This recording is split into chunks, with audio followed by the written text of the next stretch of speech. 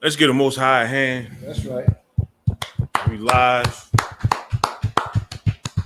next year. Howard Shy, Commander Junior High in the school.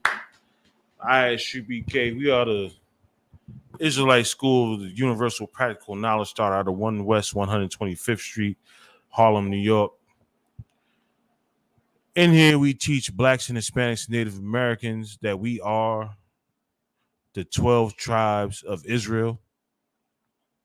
And that's all Hispanics, including the Mexicans. A lot of Judites and Benjamites and Levites, that's Negroes, Haitians, and Jamaicans like to count these races out as if we're not related to them when we're all one big family. We are all, we are all, uh, we are all God's people, right?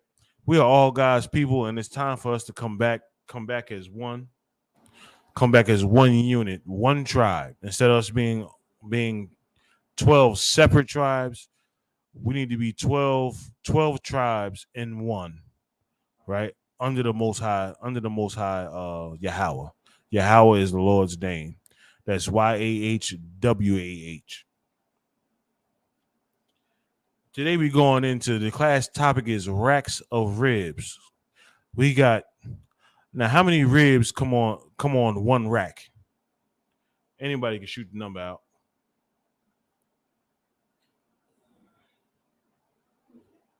Good. 12, the brother said 12 or 13 ribs on one rack. Well, I don't know that to be true, but the Most High wants you to have as many ribs as possible, as many wives as possible. A rib is a wife. He wants you to have as many wives as possible, as many as you can stand, or as many as you can. You know, the world teaches you have to take care of them. Well, if I'm taking care of them, it sounds like prostitution. It sounds like prostitution if I'm paying their bills. It's like also can you close that in the middle part too? I don't know why they went and got the smallest curtain imaginable. It would have made sense to get the biggest one. But I didn't make the rules. And I didn't. It's not under my order, Salakia. But anyway, the Most High wants you to have as many ribs as possible. If it's one, take one. If it's two, take two. If it's five, get you five. But you must know that you must treat him like a brother, Salakia. You must treat him like a sister. You must treat him like your sister, as the family we just got finished talking about under the Most High God. Right? You must treat him, Salakia. You must treat. I ran across a meme that said black men black men treat their pit bulls better than they treat their women, or black men treat their litter that's getting ready to drop from a pit bull better than they treat their kids. I love my pit bull. I'm not even gonna lie to you. I love my pit bull, Devin. I talk to my pit bull sweet. You should see me talking to my pit bull. I talk to that pit bull like I'm in a relationship with it, right? But I'm damn sure gonna treat my rib the same exact way. She gonna get just a little bit better treatment. It's gonna be just a little bit because she belongs to me, right?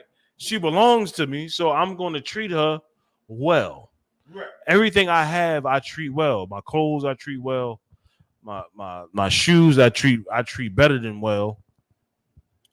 My pit bulls and my ribs, I'm treating as if they're golden. This shirt right here, I had this shirt for 2 years. It look like it's fresh out the box. You want to know why? Because I treated good. That's right. You know what I'm talking about? I treated good. I treated good, and that's how you should treat each other in here, in this world. Your brothers and sisters, you should treat each other like you treat your pit bulls. Some of y'all treat y'all pit bulls horrible. Some of y'all treat y'all pit bulls real horrible. But we're not talking about the 1% of all the brothers and all the brothers. We're talking about the majority of the brothers. The majority of these brothers treat they pit bulls as if they were gold. And you should treat your rib or your wife as if she's gold. You should treat her as you would treat yourself. Sometimes you got to tell yourself to shut the hell up. That's right. Sometimes you got to tell yourself to shut the hell up. You got to tell your rib or your wife all the time to shut the hell up. What's the first scripture? Khan from the book of 2 Samuel, chapter 6, verse 15. So David and all the house of Israel brought up the ark of the Lord with shouting and with the sound of the trumpet. Salaki, let me get there with you real quick. Khan. Salaki, 1 second. Hey, send that to him if you could. 2 Samuel 6. 2 Samuel 6, verse 15 through 23. My phone's taking a while. I don't know why. That give me enough time to forward it. 2 Samuel 6, verse 15. Verse 15 through 23. Khan.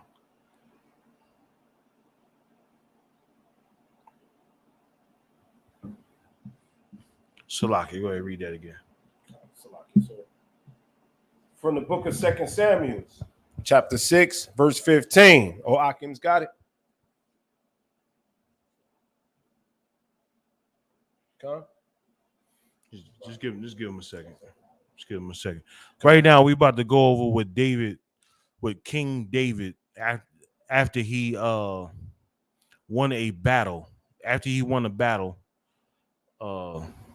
actually after he slew the Philistines, the gigantic Philistine that all of Israel was scared to fight. Well, the Philistine challenged the Israelites to a one-on-one, as the young kids say now, a 1v1. Right? He challenged them to a 1v1, and the Israelites were scared. David just so happened to pop up on the scene under orders of his father to bring the army bread and cheese. I'm pretty sure he had some wine too, but it said cheese. He brought him cheese and some. He brought him some snacks, basically. He brought him some snacks, and David ended up hearing that the winner of this battle would get Saul's daughter, would get King Saul's daughter, the king of Israel. He would get the king of Israel's daughter. The king of Israel's daughter must have been bad. I think Saul was a Benjamite, if I'm not mistaken. I'm not even gonna go into that, but all of Israel are bad. Even the Bolivians, the Peruvians, the Argentinians, right. The Puerto Ricans, the Cubans, the Ecuadorians, the Colombians. Good night. If you're a Colombian sister out there and you're looking for a good brother, the ISUPK is full of them. But my name is Officer Adunya. My name is Officer Adunya, and if you're looking for me, call Officer Kawagabar or Captain Cesariak, and he will get you in contact with me, and we'll see if we can work something out. You can't be lazy and get with a brother inside the ISUPK, because we work and we expect you to work. That's right. Right? You get that scripture yet, brother? Come. From the book of 2 Samuel, chapter 6, verse 15. Oh, Akim's got it. So David and all the house of Israel brought up the ark of the Lord with shouting. Now, they used to take the ark of the Lord out to battles to ensure a win.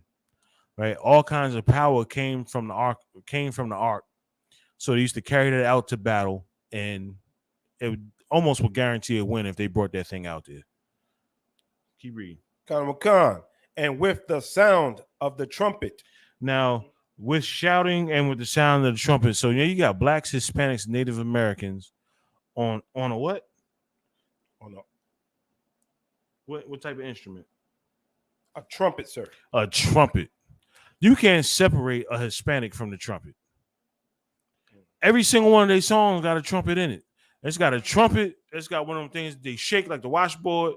Even slaves in slave time had a washboard, and they would have forks going up and down this washboard. It would make that shh. It would make that sound. But we talking about the trumpet here. That's right. So they would blow the trumpets. They would blow the trumpets, and it was all kinds of glorious music out there. So you have blacks, Hispanics together on the trumpet.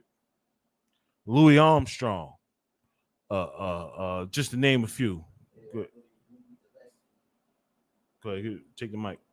I believe B.B. Gillespie. Dizzy Gillespie. Yeah, Dizzy Gillespie. Salakia. Plays the saxophone. Khan. Right. Trumpet, horn. What they call it? The horn section.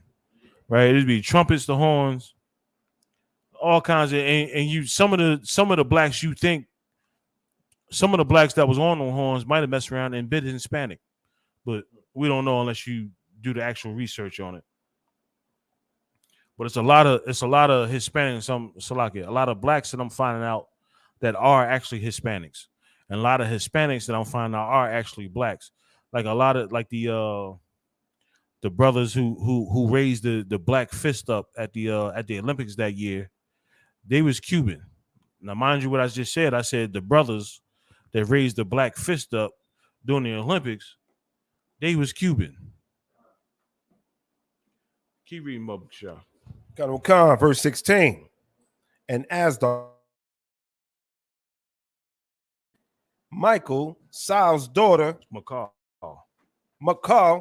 Saul's daughter, looked through a window. McCall, Saul's daughter. Look, I would love to know what McCall, because when you read the story of how McCall was, her mannerisms, her personality, it reminds me of a Judite sister, or it definitely could be a Benjamite sister. But keep reading though. Khan, and saw King David leaping and dancing before the Lord. No, give me 16 again, Bubba Shaw. Khan, 16 from the top. And as the ark of the Lord came into the city of David, right, McCall, Saul's daughter, looked through a window. So David's wife was looking through a window, heard the jumping, shouting, and all that, and saw David coming through with the Ark of the Covenant. Keep reading. Khan, and saw King David leaping and dancing before the Lord. They saw King David, a Judite, doing what? Leaping and dancing. Leaping and dancing. Now, have you ever seen a Judite on the dance floor before?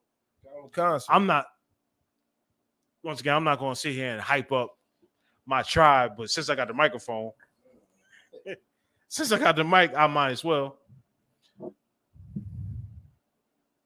Have you ever seen Michael Jackson on the dance floor before? Just so y'all think I'm not making this up. Have you ever seen Chris Brown on the dance floor before?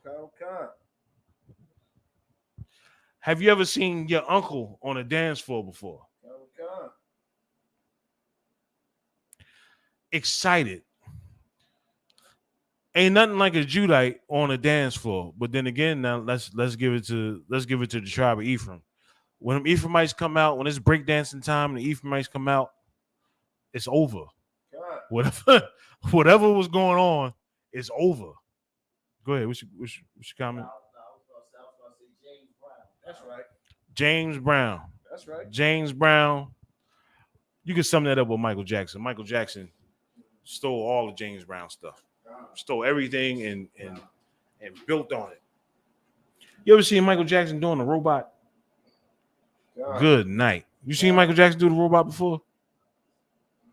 I know we talking old. I'm old. I just accepted my oldness. I just accepted it. But you gotta give credit where credit is due. You gotta give it credit to the greats. Michael Jackson used to be killing them. James Brown used to be killing. Michael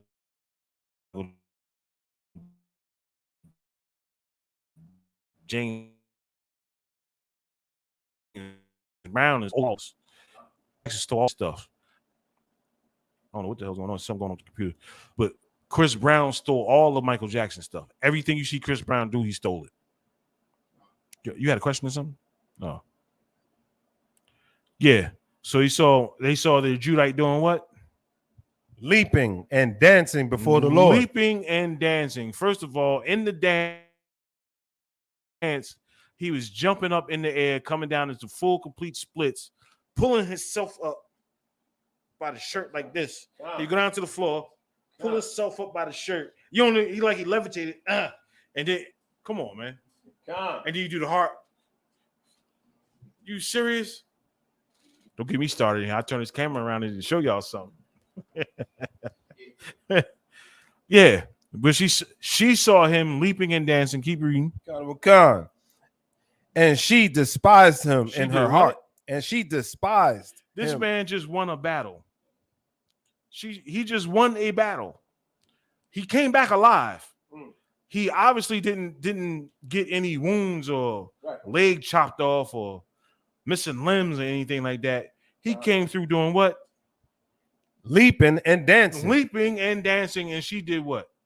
And she despised him in her heart. She despised him in her heart. Let's find out why she despised him. Keep reading. Verse 17. And they brought in the ark of the Lord and set it in his place in the midst of the tabernacle that David had pitched for it. So the ark had a place the ark had a place where it rested. Right? It was a place built for the ark to rest. And this is where they returned the thing back. Like something like how all of us do our PS4 controllers. It has a specific place where it sits when we finish playing with it. Keep going. And David offered burnt offerings and peace offerings before the Lord. Okay, they had barbecue. Keep going. Verse 18. And as soon as David had made an end of offering burnt offerings and peace offerings, he blessed the people in the name of the Lord of hosts. He blessed the people. He blessed the people in the name of the Most High of armies. Yahweh of armies. Host means armies. The Most High is a man of war. That's right. Like I think it's Exodus 3:13. Am I right, Mama Shaw? Yeah, I believe Exodus 13:10. 13:10. Okay. Go to Exodus 13:10 real quick. Go to Exodus 13:10. And when you don't find it there, give me Exodus 13. Give me Exodus 3 and 13.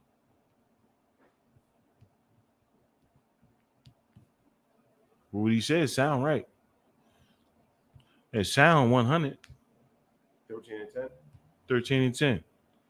They like to think the most high God is a man that just Salaki. Not there? It's 15 and 15:3? 3. Okay, we both wrong. Con. Go ahead, give it to me. I want Con. Exodus chapter 15, verse 3. The Lord is a man of war. The Lord is a man of war. The Lord, like it says right here, the Lord of armies. The Lord uses everything. The Lord uses COVID-19. That's right. The Lord is using monkeypox right now. That's right. The Lord is using every damn thing that he could. The Lord can use you to win a war. Like you just got finished saying that David was actually a man of war, but he wasn't big in stature. He wasn't big like everybody else. But he used him to defeat that Philistine. Right? He used him to win a war. Keep reading. Not that. Keep reading 2 Samuel 6. Okay, Salakia. Host, verse 19. And he dealt among all the people, even among the whole multitude of Israel, as well to the women as men, to everyone a cake of bread and a good piece of flesh. So David went out there and was handing out drumsticks. He was handing out porterhouse steaks. He was handing out Cornish hens. He was handing out food to everybody, the men and the women. Keep reading. And Khan. And the flagon. And the who? Flagon? A what? Flagon? Flagon? A flagon. A flagon. Come on. Salakia. And a flagon of wine. Me and Marwan Shaw had a little flagon. We had a taste of a flagon of wine before we got here. Slacky Marwan Shaw, I didn't mean to put you out there like that. But we had a taste of a little flagon of wine earlier. Some good wine, sweet red. Keep reading. Khan. So all the people departed, every one to his house. So the party was over. Keep going. Khan, verse 20. Then David returned to bless his household. And so here come David with servants in trail. He probably had a good flagon of wine in his hand. All right. Knock on the door. Come on. Khan. And Michal, the daughter of Saul. McCall. Salakia, sir. Michal and Michal, the daughter of Saul, came out to meet David and said, how glorious now, was the... Salakia. When you read this, you got to read it like a Judite woman would... What's the word I'm looking for? Would be... You know how they talk slick, how they talking, like right here it would say, Jeremy, hold on. Verse 20. Verse 20, come on. And I'm gonna read you to give you an example. And Michal, the daughter of Saul, came out to meet David and said, how glorious was the king of Israel today. You understand what I'm saying? Khan, sir.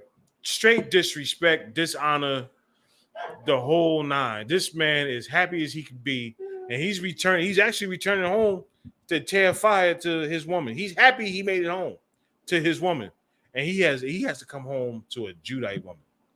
He got to come home to a Benjamite woman. He has to come home to this woman and get knocked for the high that he's on. He has to get knocked down from his own woman. Now, once again, all of Israel's out there partying with David. The whole Israel's out there partying with him. Right. Where was his woman at?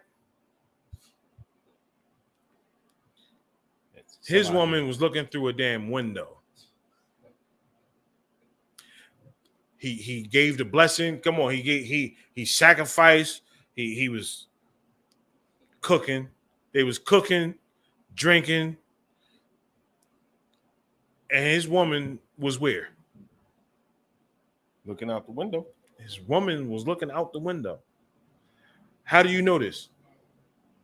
Right in front of you. It says it at the beginning. And when he got home, what happened? And when he got home, she despised him in her heart. She despised him in her heart before that. But when he got home, she came out to meet him. She should have been walking in with him. But she came out to meet him. Keep reading. Khan. Salakia. You got to read it. How glorious. Then David returned to bless his household. And Michal, the daughter of Saul, came out to meet David and said, how glorious was the king of Israel today,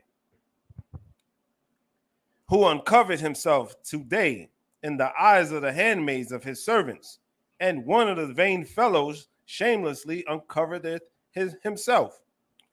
Okay. I'll take it. So now she's not happy that this man came home in one piece. She's upset that he uncovered himself slightly in the midst of all of Israel, in the midst of all the Colombians, the Haitian sisters, the Venezuelan sisters, right? The Judite sisters, the Benjamite sisters, the Asherite sisters.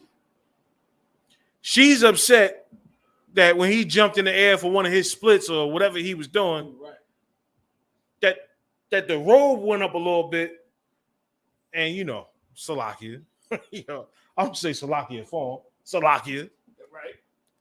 They might have caught a glimpse of, what the king was packing, Salakia.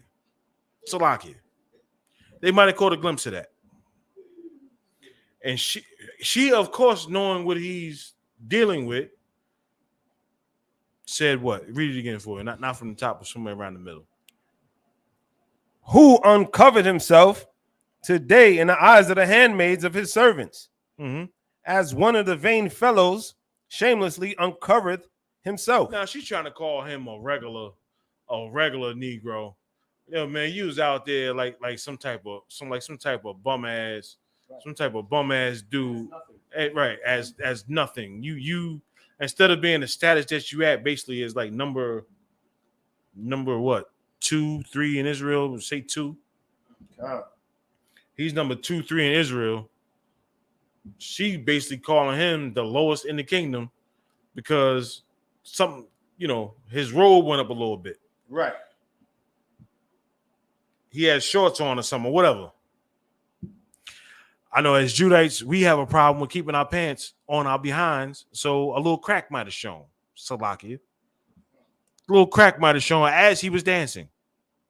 Probably had on some of the finest linen you ever seen in your life. Right. And it slipped a little bit. His bad, he was celebrating. Keep reading, Baba Shah. Verse 21. And David said unto Michal, it was before the Lord. It was before the who? Before the Lord, which chose me before thy father and before all his house. Oh, David getting dirty. He fighting dirty right here. He fighting real dirty. Read it again, Baba Shah. And David said unto Michal, it was before the Lord. Everything you just said, it is before the Lord that I was doing it. Keep reading. Which chose me before thy father. Before who? Me before thy father. Before your father. Your father's supposed to be the man. That's right. He ain't the man. That's right. I'm the man. That's a cut. That's a cut. That's a cut. If I know he's, I must be related to him because he sound like me when I'm talking to my wives. Good. Chose me before your daddy. Your daddy ain't got nothing on me. As a matter of fact, I'm the hardest. We ain't even get to that yet. I'm the hardest nigga in your family as we speak right now. When we talk about thugging, I'm him. When we talking about toughest, I'm him. When we talking about know-how and I'm that guy. The Lord did what? Chose me. The Lord chose me. Oh, so the gun is on point today, boy. God. The Lord chose me. Keep reading, Baba Shah.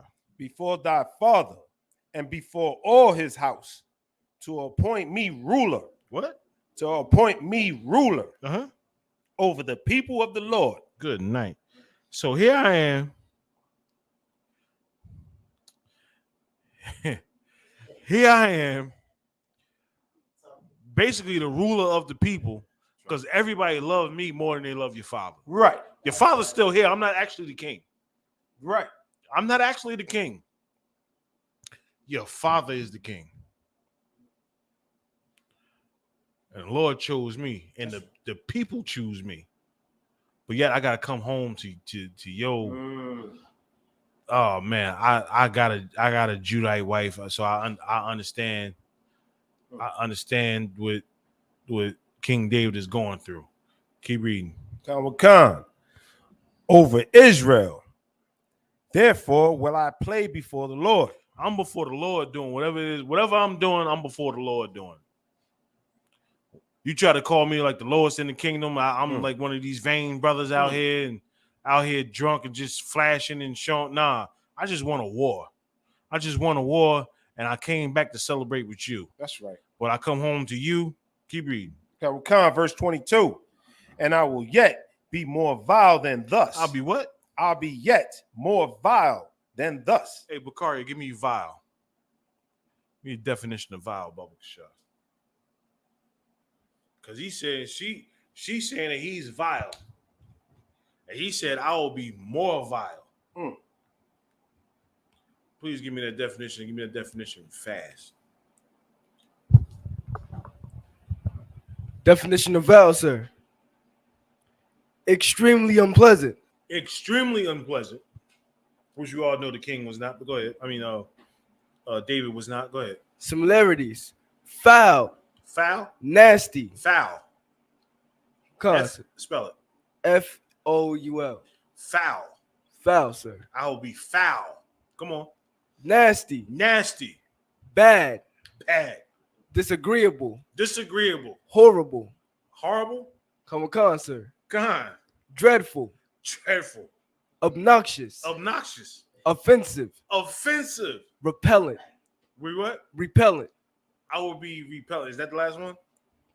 There's a lot more, but that's Please keep going. Please keep going. Yeah.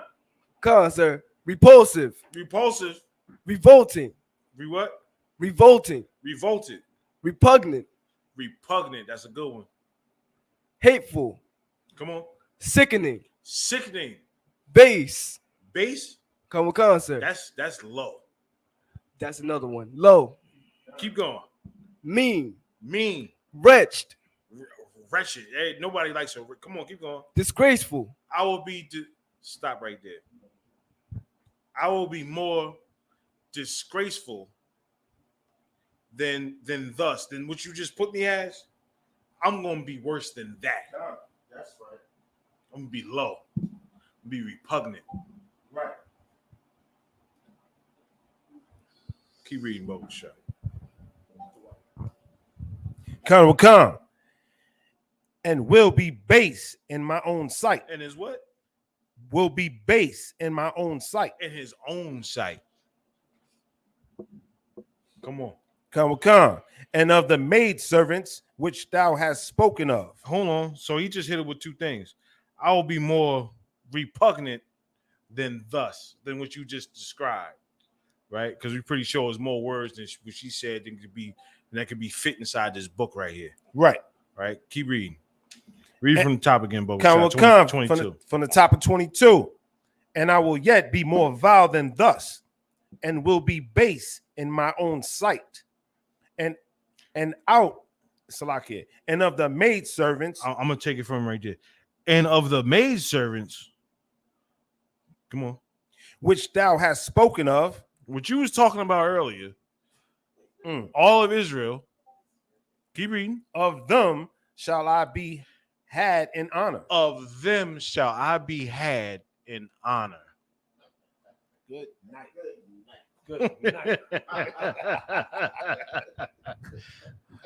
You know what? Good He night. was tired of it. He was tired of McCall. He was tired and done with her. You know what? You called me low. You called me this. You called me that. She probably named a certain individual that was known throughout Israel for being base or being low. She probably called him. We had a brother in my neighborhood was known for getting drunk. His name was Cecil. So if you were called Cecil, you was known as to be a drunk or to be base, God. Please give it to me again. One more time from 22. So we bring it home. Con, sir. Because everything he said, he did it before the Lord. That's right. The sentence before that, he said, therefore, I play before the Lord, and I will yet be more vile than thus. Give me that, please. 22. From the verse from 22 from the top. And I will yet be more vile than thus, and will be base in my own sight. In his own sight, not sin. He's not sinning. So he's doing something that he wouldn't normally do. Right. But since you out here with this nonsense, I'm going to be exactly who you think I'm going to be, but I'm going to be that in my own sight. Keep reading. Come. And of the maidservants which thou hast spoken of. Come on. Of them shall I be had in honor. I'm going to knock off however many maid servants that I feel like knocking off tonight. Not just knocking off as if we just have frivolous sex and you being dumb. No, I am going to make wives out of all of these maid servants. Each one that I feel like, uh, uh, uh, each one that I feel like having sex with. That's right. Or getting married to tonight. I'm going to get married to these maid servants tonight. As a matter of fact, it's going to take me a week to get married to all these maid. I'm not going to be home. I'm coming home now. I'm leaving now. I'm not. Right. I'm not staying here. I'm going. Matter of fact, I have my eye on this chocolate sister, Right. this chocolate Venezuelan sister, this chocolate Mexican sister. I'm going to go over their house, and they're going to be happy to see me. That's right. Keep reading. Verse 23. Therefore, Michal, the daughter of Saul, had no children unto the day of her death. Had no child unto the day of her death. Now that right there is a curse from the Lord. That's right. That's a curse from the Lord. A woman's purpose on planet Earth is to have children, as we're going to find out at the end of these scriptures. A woman's purpose on planet Earth is to have a man's child. To have a man's child is to take care of the house that they're living in, if they have a job or not. It's to take care of that house. It's to take care of that man, is to take care of the family. Just the same way the man is taking care of the wife and the family. It's the woman's duty to do that. Read 23 again. Therefore, Michal, the daughter of Saul, had no child unto the day of her death. She had no child unto the day of her death. That's a curse from the Lord. That's right. That meant that David David didn't want nothing to. She didn't. Michal couldn't go out and be like these sisters are nowadays. And oh, you know what? He ain't been here in 2 weeks. I can go get me another husband, and then she go out go have sex with somebody else. That's not how this was back in the day. It's not how it is today, actually. But how our sisters put themselves out there. She would have went and had a baby by somebody else. But if the Lord didn't want it to happen, it wouldn't happen. Right. She would have just been a whore in the neighborhood, giving a box to every damn body. Or had 25. Some of these sisters got 25, had 25 sexual partners before they leave high school. That's right. And 25 is low. That's right. 25 is low. 25 is I didn't walk in on my house a couple times and seen some sister that some sister from down bottom that was up in my house giving it up to at least 10 brothers. I would have been the 11th, but I was too young. I was damn sure standing in line. I'm not even gonna lie to you. I was standing in line. Wait, I don't know how I was standing in line in my own damn house, but I was in line. And I was the last one. On the last one, I waited till about 4:30, 5 o'clock. Damn. I'm gonna get off this story. Right. I'm gonna get off this story. Stop it. I'm gonna get off this story. Right. Salak. But it's a woman's duty to give birth to children. If you went your whole life and did not give birth to children, the Most High don't like you. The Most High don't like you. He can't stand you. God. So here we are. We talking about racks of ribs. King David went out and got him a rack of ribs that night. Right. That night, it probably took him 30 days to get married. It probably took him 30 days to get married to all of them. And he took his 30. He took his 30 days. He took his sweet time to get to know each one of them. Dang. He got to know each one of them. All the Mexicans, all the Trinidadians, the all the Anns and the Cans, all of them. I love them all. I know I do. And so does King David. But anyway, he said he'd be basing his own sight, not the Lord's sight. The Lord is okay with him getting wives. What's the next scripture? Got Deuteronomy 21 and 15, sir. Let me do Deuteronomy 21 and 15. I got one in my head right now, bro.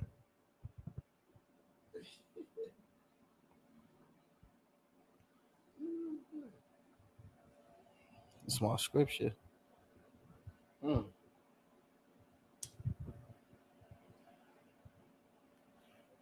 It's the book of Deuteronomy, chapter 21, verse 15. All Adawadians and Akim have it. Come. If a man have two wives, Ho. What book we reading out of? Deuteronomy 21 and 15 is one of the law books, Adawan, Safe the- to say. in the King James Bible. Safe to say we reading out of.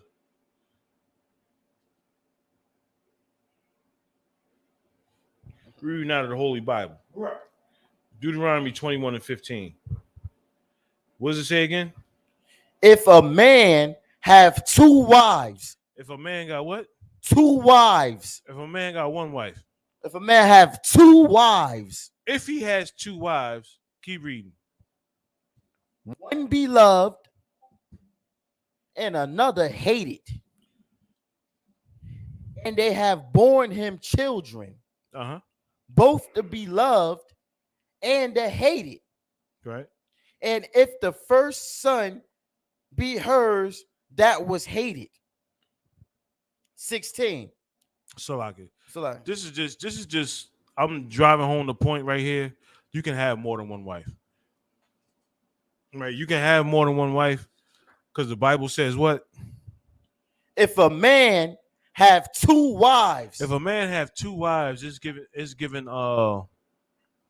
guidelines on how to treat each son. So that way nobody gets slighted or you don't. This is actually a brotherhood scripture, to keep it real with you. This is actually how you're supposed to treat your children, how you're supposed to leave your children a inheritance, right? Because you hate the wife who you have a son by. More than likely, you're probably not going to leave that son anything because you don't want the mother to get something, right? But in this case, it's saying for you to leave. Keep reading. Read 16. then it shall be when he maketh his sons to inherit that which he hath, that he may not make the son of the beloved firstborn before the son of the hated, which is indeed the firstborn.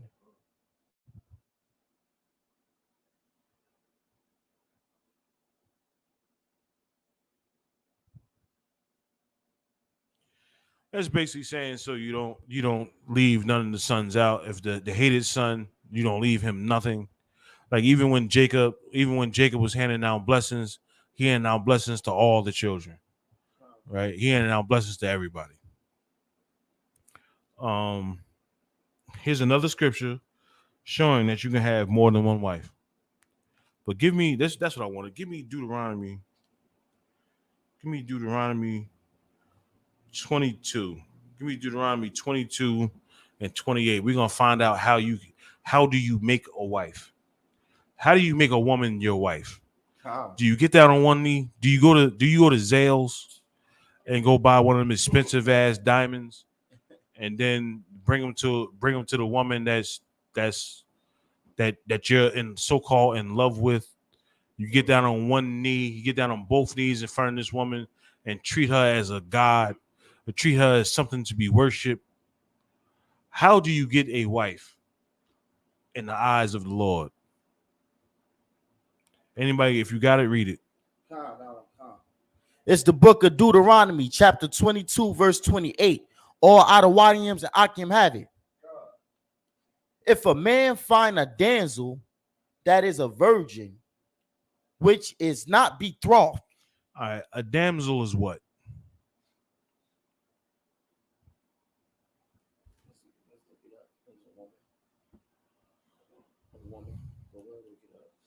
A what? Correct. A damsel is a woman. Keep reading.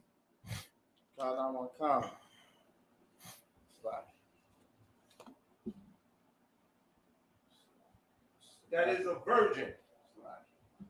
I got it. That is a virgin, What's a virgin? a young woman of marriageable age.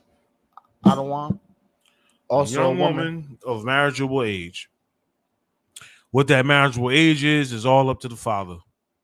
Now you can't give away a girl that's 13 years old and say she's of marriageable age. She's not of marriageable age. A woman who is ready to be married, right? Whatever age that is really up to the I would take it to council. I would take it to council to find out whether or not so say if my daughter, I feel that my daughter is of marriageable age, I would take him to the generals. Right. General, my daughter right here, she's 22. She's seeking a husband. And they would examine the girl and find out whether or not she's ready to be wife. She's ready to be somebody's wife. Right? Of course, they would take into account how she is in the school, whether or not she's made X amount of meals, were the meals actually good, how she listens, so on and so forth. If she's ready to be somebody's wife, right? Because a lot of these women out here aren't actually ready to be somebody's wife. A lot of them just ready to be whores. That's right. Right? They ready to be whores and that's it. Now I'm not sitting there saying if your daughter's a whore, just leave her out there to the world. Try to get her right. Bring her to the school. Let her learn up under some of these good brothers in here. And Bakaria be ready to take her. Right. You know what I'm saying? Right. Bakaria got the knowledge and the know-how, and he be ready to show her the ropes. Give her some work to do. You know what I'm saying? Go ahead. I was about to go deep, but go ahead. Kind of Read want the scripture. to come. Which is not betrothed. Be what? Betrothed. Betrothed. I mean, betrothed. Come. Betrothed. Betrothed. Come. Read it from the top. Kind of want to come. If a man find a damsel, If a man finds a woman, that is a virgin, she is ready to be married. which is not betrothed. She is not assigned a husband to get married to. That's what betrothed means. It means she's already appointed to a young brother somewhere or old brother. Keep reading. And lay hold on her. So basically, finders keepers. If he finds a woman, you walk into the store, you see a sister out there. She doesn't have a husband, and she's not courting anybody right now. Keep reading. And lay hold on her. Lay hold. What's that? What's that, Bakari?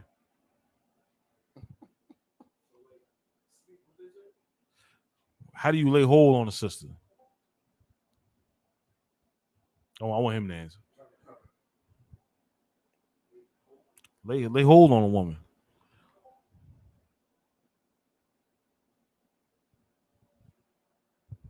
Sir, you gotta sleep with her, right? At some point, hopefully you can do that. Hopefully so.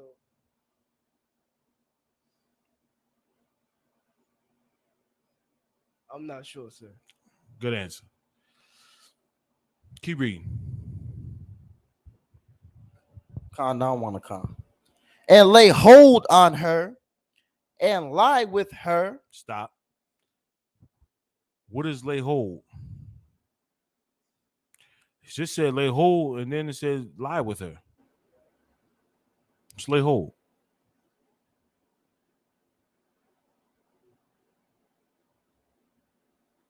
You want me to answer for you? I'm pretty sure you lay hold on a few sisters before. You trying to be shy right now, but it's all right. It's all right. It's all right. You take the sister, not you hit her over the head like and then throw over your horse and ride off with her. No, grab the sister's hand or grab her around the arm or grab her around the arm. I mean, grab her, put your arm around her or around the waist, and you do that thing that Negroes do. You know what I'm saying? You know, you entice the mating. Go ahead. Go ahead. Kick that game. Kick that game. Yeah. You got to captivate it. Does that make sense? Yeah. Captivated. Is my name Bakaria. You know what I'm saying? Son of Officer Nabaya. You dig? Yeah. I get all A's. You know what I'm saying? And I teach the kids too. Right. And she up there like, mesmerized. Come here, let me. Next thing you know, she just, it ain't even, next thing you know, oh, this is working. Oh, this is working. Yeah. Lay hold on it, man. That's right. Take it. What I do is, sometimes, not all the time.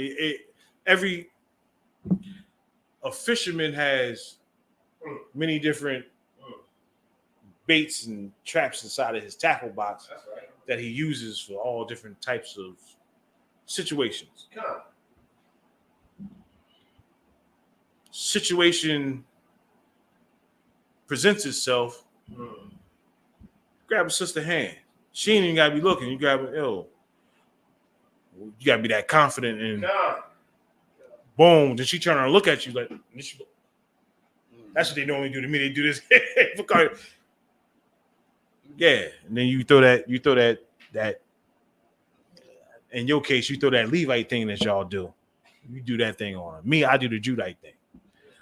Also, the Khan, he does the Ephraimite thing. You know what I'm saying? Whatever that thing is, Right. you do that when you laying hold, and when you're lying. Keep reading. Khan don't want to come. And lay hold on her and lie with her, and they be found. Hold on, say it again. And they and lie with her, and they be found. And they be found, which means I know you hitting that. I know this. You can see two people together and know whether or not he's sleeping with her or not. And especially if you know the people. Yeah, I know you. If I see you with a certain sister, I know whether or not you hit it or you didn't hit it. I know whether or not Marbasar. Oh, I asked Marbasar, you hitting that? Yeah, he hit me one of the.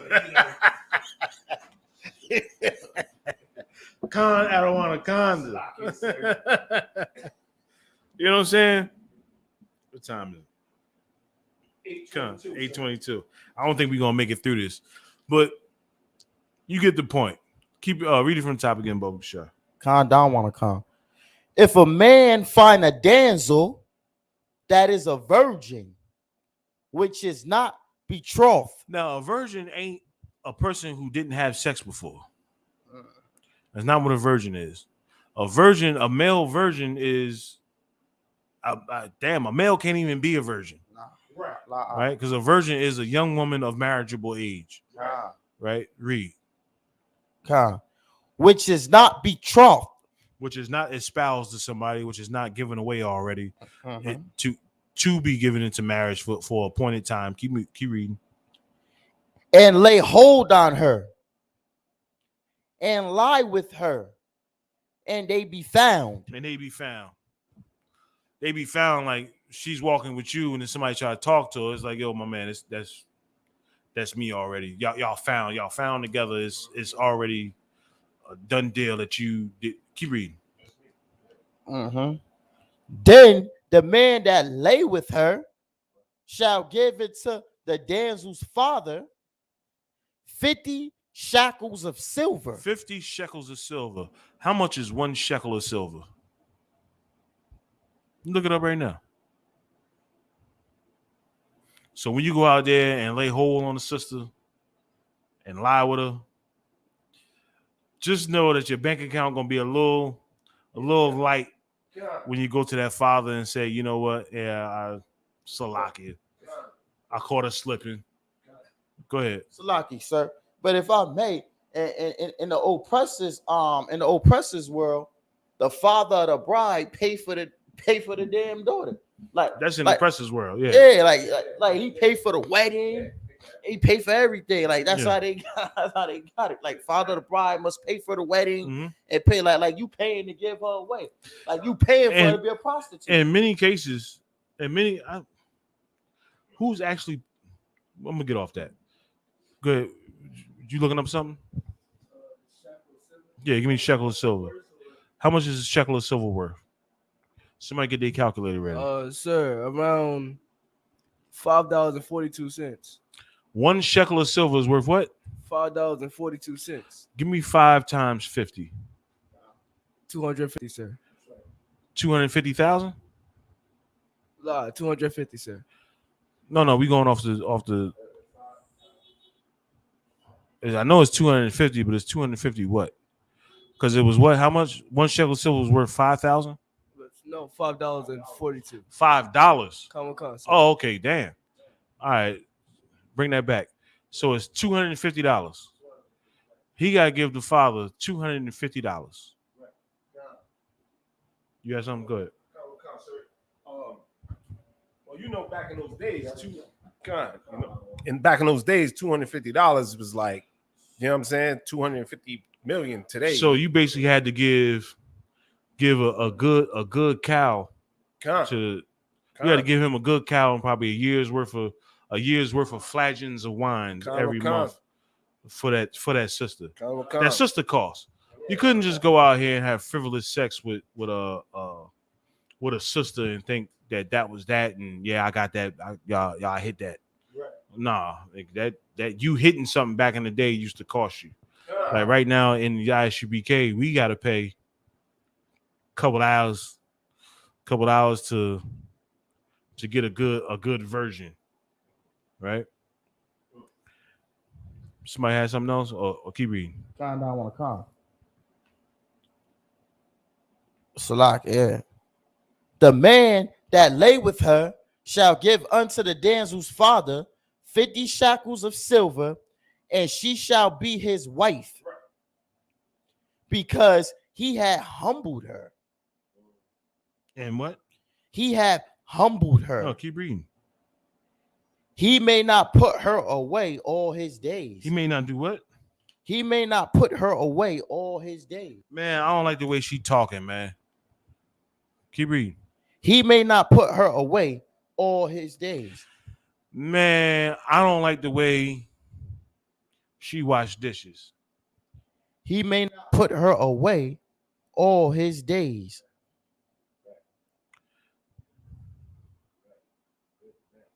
I'm trying to come up with some more. Read it again. Read that last part again. He may not put her away all his days. You must give the damsel's father 50 shekels of silver, which comes out to 250 American dollars today. Right.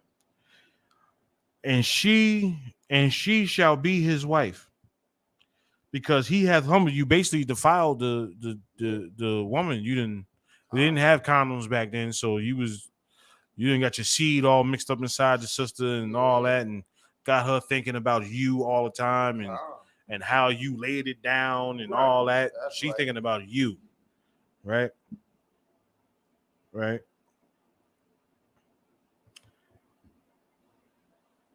You had to pay that money. In that time, daughters, sons and daughters was considered hands. Was considered hands around the farm or hands around the father's business. They were there to help. They was there to help the mother. They was there to help the brother. They was so if he's losing 2 pairs of hands, so you had to pay that money to help him replace those 2 pairs of hands. Right.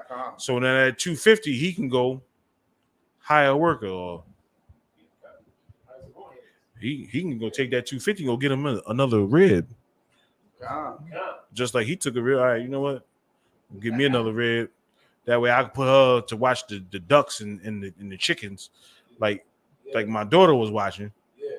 She gone now, so I need somebody to take care of that department. What's the next scripture? Verse 30. And a man shall not take his father's wife, nor discover his father's skirt. No. Give me the next scripture that I had. Yes, sir. Matthew chapter 25, verse 1. I'm gonna read this comment on here from a brother named Please Stay Off the Grass with a raccoon as a salaki. I think this is a coon, not a raccoon. So it says you either hoeing them up or hoeing them down, but they are all still hoeing. Right? Yeah. Not in the sense that we talking about in school ISUPK, we don't hoe them up. Like we just got finished reading. If you have sex with a sister right here, it says because you have humbled her, he may not put her away all his days. So there's no divorce. There's no divorce. I can't divorce this woman. I can't get rid of her. I can't turn her into a whore, or else that makes me a sinner. If I'm a sinner and I'm guilty of this type of sin, and this time it was punishable. It was punishable by death, I believe, by making a whore out of the sister. And it says, is she still a whore until she is under a righteous union with the man? She's a whore until she's a whore until she gets a husband. She's a whore until she gets a husband and she stays with that one husband. But before she got with that husband, she was a whore. If she had sex with more than one man, or if she had sex with multiple men, let's say more than one, she could have had a husband and the husband could have died. And she could have got another husband. That doesn't make her a whore. But if she's out here having sexual relations, having hot girl summer, like all these sisters are nowadays, she is a whore. A lot of these sisters out here are whores. It's a whore culture. A lot of our parents are whores. I got to put it out there. It is what it is. Our parents are whores. They didn't have more than one rod enter into them, and they wasn't willing to stay with that one man. They figured they still had time to play around. He had 2 more comments. I'm gonna read them again. A whore is only worth a loaf of bread. I think it's a prostitute. A prostitute, I think if you're going off of scripture, a prostitute's price is worth a loaf of bread. So a prostitute's price is how much a loaf of bread costs? I ain't brought one in a while. Huh? $1.89? $1.89. That's how much. So when whores come up to you trying to charge you $40, when you be paying $40, Bakari, tell them that you ain't giving them $40. Tell them how you only got $1.89 from them because Leviticus 12 and 13 said that I'm messing with you. Like Leviticus 12 and 13 said a whore's price is worth a loaf of bread. Okay. Last comment, it says, how long does it take for a man new to the ISUPK to be rebuilt and ready to lead and manage 2 wives? You can start today. You can come in here today and get you 2 wives. As a matter of fact, you can start now before you even come inside the ISUPK. You can come in here, before you get in here, get you 3 wives, and we'll show you how to take care of them and how to. You just got to come to class. You got to come to class. You got to treat them as a brother. You got to treat them as Slocky. You got to treat them as a sister. You got to treat them as a sister. And if you don't know how to do that, treat them as you would want to be treated. You treat yourself good, right? All of us know how to treat ourselves good. We're not going to mistreat ourselves. That's how you should treat your woman. You should treat your woman just as you would treat yourself.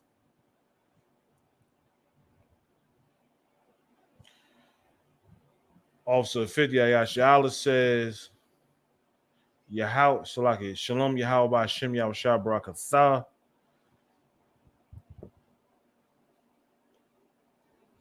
How you virtually be off topic?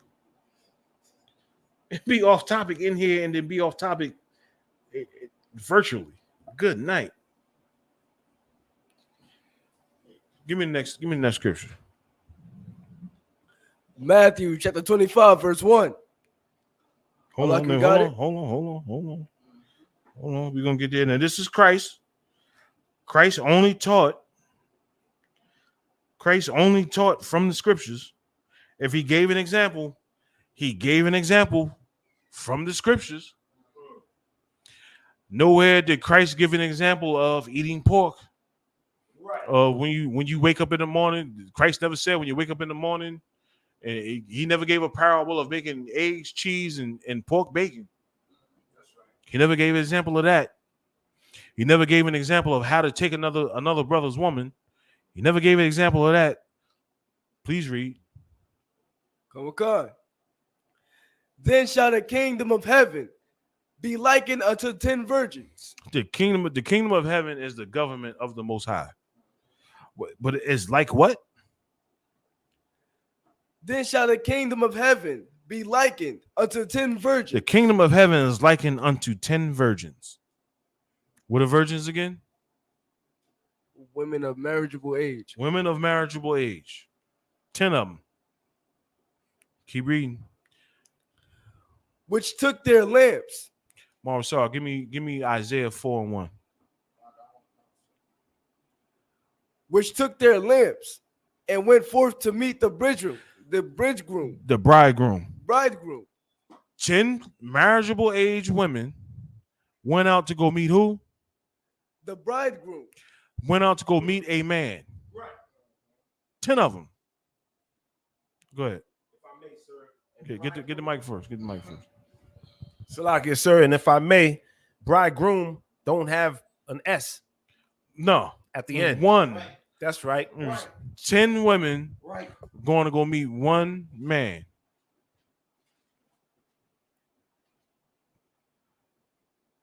Read the next one. Read verse 2. Read verse 2 and 3. Come, verse 2.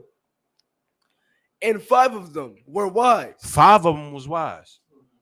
Now, all your ribs ain't going to be wise. That's just what it is. The woman you got right now is a dummy. It's okay. It's okay. She's a dummy. It's all right. Raise her up, man. Teach her what she's supposed to know. A lot of these women don't want to be taught. That's why you're supposed to give a woman 6 months before you get to know them, before you lay hold and stay right. Hey, check that. Check out the window first. Somebody went knocking on the window like a damn. Anyway.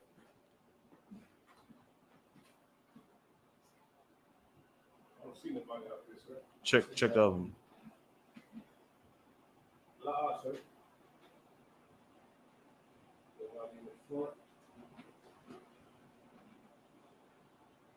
What the hell was knocking on the window like that? Not even the gate is open. Somebody bugging. All right, don't worry about it. Let them stay out there. Everybody know to call in here. Oh, come on. Anyway, you're gonna have some not so smart ribs, right? And you not having some not so smart ribs. Nah, leave them out there. Leave them out there. I was about to say, leave them out there. That might be it.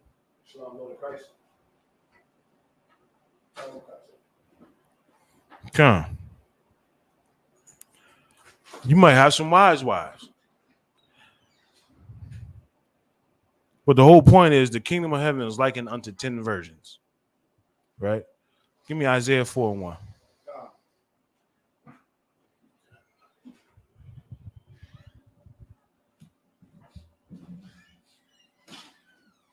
Constant. Give me Isaiah 4. Bakari, give me Isaiah 4:1. Grab his boots out the trunk. He gotta run to the car real quick.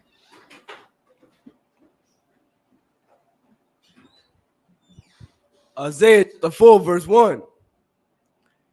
And in that day, 7 women shall take hold of one man, saying, we will eat our own bread and wear our own apparel.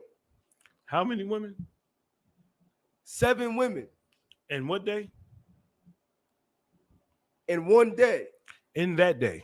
In that day. In that day, 7 women will lay hold. Read it again. Come on, God. And in that day, 7 women shall take hold of one man. 7 women shall take hold of one man. That day is here right now. Right now, today, 7 women, if they were wise, would take hold of one man instead of going out here having hot girl summer and our time it was called like Greek Fest and I forget what some other names for. It was Greek Fest and something else. All these women used to go out here have frivolous sex all year round, but all summer long. They would be having sex with multiple partners. Don't know who the baby daddy is. That's how some of y'all got here today. Some of y'all got here today because of Greek Fest. Because of nowadays it's hot girl summer. The Israel been having hot girl summer since BC. Right? So in the scriptures it's saying in the scriptures it's saying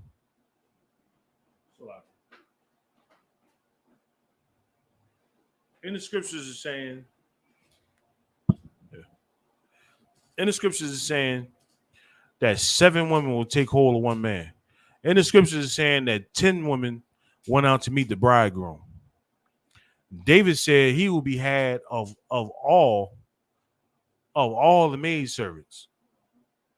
All the maidservants that now we don't only God knows how many maidservants it was. He was what, second to the king at that point in time? So we can only know whichever ones the king wasn't dealing with. Whichever one the king didn't like, David had. So that was more than one.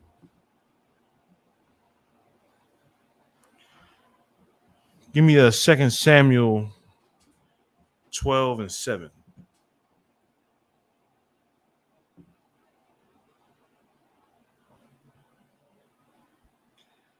Ayasha says 7 women will lay hold of one man. If that's the scripture you're talking about. And didn't say nothing about women in the truth or women anywhere. Salaki.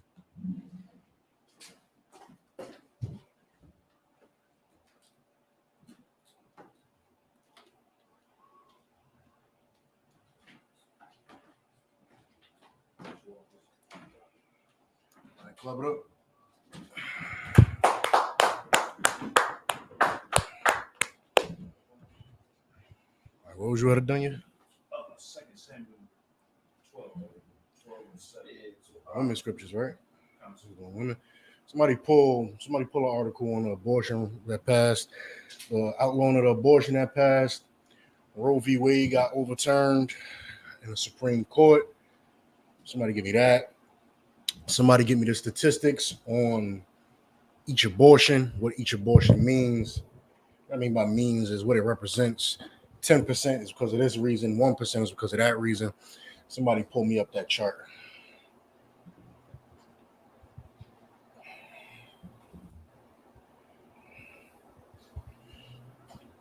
Scripture was you in, brother?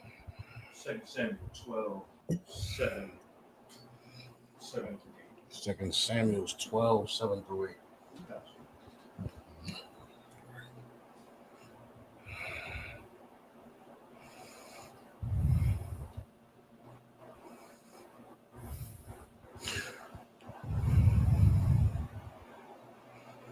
Oh, so give me a towel.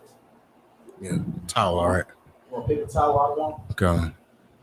Somebody got a news story on Roe v. Wade.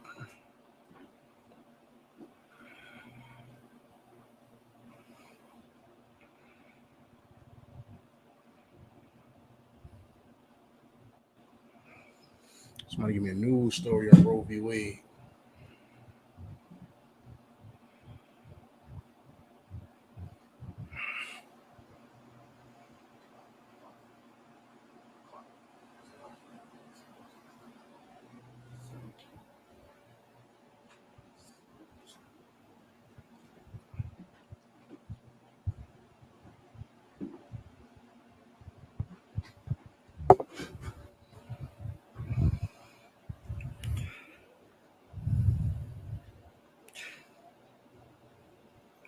I don't know if this is. We just need a news story, right? I can just search Supreme Court overturns Roe v. Wade. All right, I can do it real quick. Come on, sir. Supreme Court overturns Roe versus Wade, ending right to abortion upheld for decades. Right. So the Supreme Court overturned Roe v. Wade, which essentially gave your woman a right to kill your unborn son and unborn daughter And of course, women are running around here, or they were running around here doing it on the premise of that's not a baby yet. That's just a clump of cells. Counsel. That is a clump of cells. It is just a bunch of organic matter. Thank you. That is just a clump of cells. It's a bunch of organic matter. It doesn't really mean anything right now. We're going to get into why these women are whores. You should stay away from these women. And how horrible it is that the white man has to tell your woman to not abort her baby for her to not abort her baby. Counsel. It's not good enough for you who put the baby in her. You shot that thing up in her, and it's not good enough for you to say no. It's not good enough for you to say, no, that is my child. The white man has to pass a goddamn law saying that she can't do this in order for her to not do this. We're going to get into that right now. Read on. Con.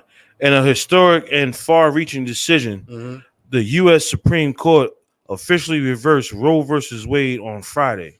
Now, just understand what you're getting into with this country. And this is how you know America must fall. This is how you know immediately. Read that first line again. Con. In a historic and Why is it historic? What is historic about it? What is so historic about you getting pregnant and having the baby? What is so historic about that? I thought we've done that since the beginning of time. I thought women got pregnant and had children since the beginning of time. I thought that's how I got here. I thought that's how you got here. What the hell is so historic? Why does this stamp? Why is this a mark in history? This is a mark in history because women can no longer murder their children in a country that has given women everything they want. If you are a white man and you look at this country today, you will be hard pressed to find a reason that a reason other than America will fall, other than the fact that you have let women run your country.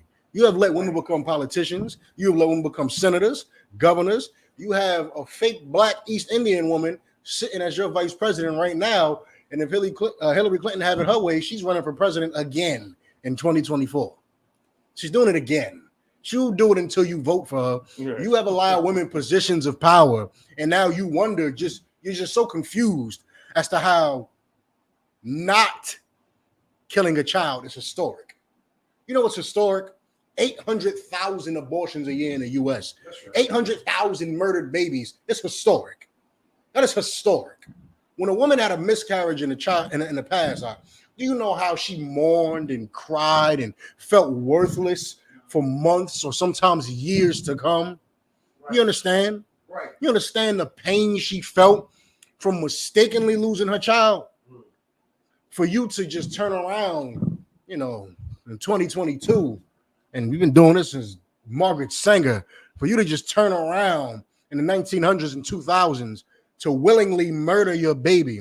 When black mothers cry, why the hell are you crying when he gets shot in the street? If if an option for you is to kill him before he gets here, why the hell are you crying when he dies in the street? Right. That makes no goddamn sense. Right. That makes no sense. You have an option to kill him, and you are willing to exercise that option if you feel like it can harm your career.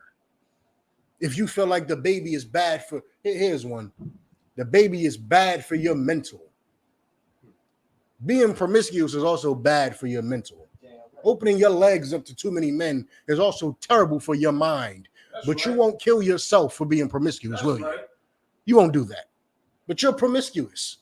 And this runs your life, and you should die for that. But you don't die for that. But you will kill an unborn baby because of your promiscuity. Because you don't know if he'll be a good father. Because you ain't talked to him for more than a week. You have no clue if he'll be a good father. So now you want to kill the baby as if the baby did something to you, and the Lord calls you a murderer. Right. He calls you a murderer. You understand? Read on from the top. In a historic, there's nothing historic about this. What's historic would be the fall of the white man because of these types of laws. That would be historic. That will be something that you'll remember how we remember Passover every goddamn year. The fall of America will go down in the books as something as great as Passover. Go ahead. Come, sir. In a historic and far-reaching decision, the U.S. Supreme Court officially reversed Roe versus Wade on Friday. Far-reaching decision. What the hell is so far-reaching about it? You see the language they use is trying to condition you to feel sorry for these women, that they cannot kill that baby anymore. They cannot. Somebody give me 1 Corinthians chapter 7. You're supposed to feel sorry for these women that they can't kill the baby. Brother, you know, there's another option, right? There's another option. Let me just lay out some options for you. If you don't want a kid, let me lay out some options for you. Step 1, keep your rod in your pants. That's right. Close your legs. That's step 1. That's step 1. Before you mention rape, rape is less than 0.5% of all abortions. Let me say that again. It's less than 0.5% of all abortions. Do you understand that? Less than half. Meaning, if there's 800,000 abortions in a year in America, that means 80,000. Let me make sure I'm right. 8,000 abortions. And you cut that in half, that would be 1%. You cut that in half because it's 0.5%. To be more accurate, it's around 0.3%. But let's just say half. That means 4,000 abortions every year are because of rape or incest, something like that. What about the other 796,000 abortions? Why the hell are you getting those? What are you getting those for? Because you can't keep your legs closed. That's right. The white man is your daddy, and he told you go to college and party. Go to college and party and drink till you black out, and you wake up to who the hell is that? Do that. Do that. I remember when I was getting ready to go to college, man, and they sitting here telling me, oh, man, where you going to go? I'm over here like, man, I ain't sure I'm going to go. You know, I said, man, you should go to Arizona State. I said, what's so special about Arizona State? Them parties. Right. So you go to college you ain't going there for your career. No, man, them parties. You can network there too, man. But you got them girls, man. Them girls get drunk, they get loose. Oh, you run up in there and just have sex with anything. That's college. Right. That's college for you. And marriage in America, good night. You don't know if that baby is. You ain't got a clue. You didn't sign them goddamn papers. You ain't got no goddamn clue. Is that baby mine? She convincing you it is, baby, because look at my ring. Look at this ring right here. It gotta be yours. Read on. Who got 1 Corinthians? Matter of fact, you keep reading. I'm gonna pull what I need in 1 Corinthians. You keep reading.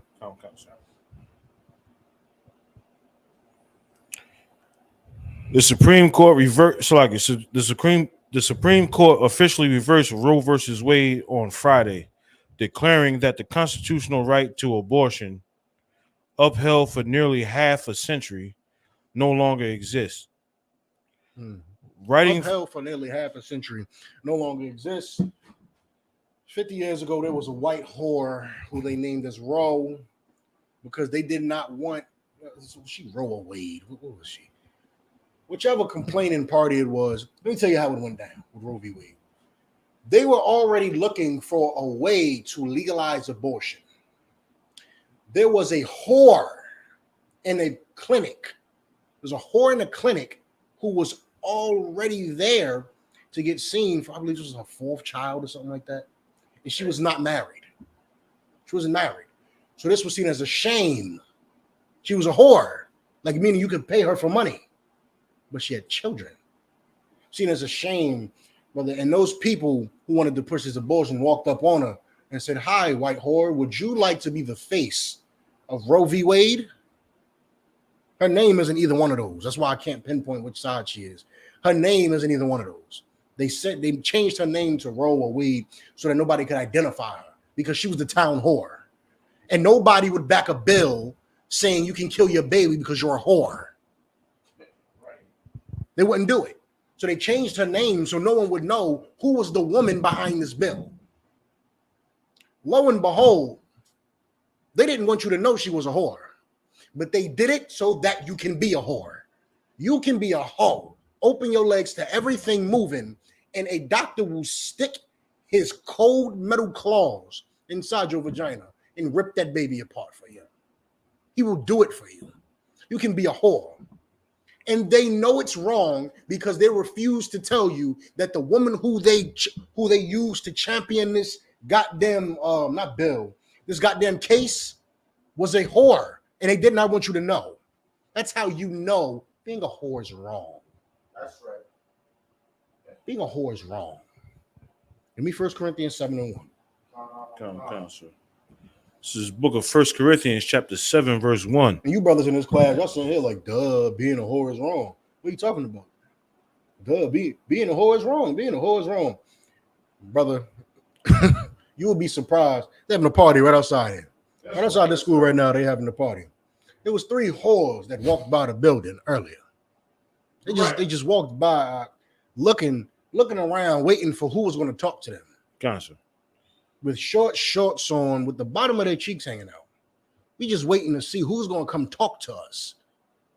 Now, is that going to be her husband for life? Hell no. Wow.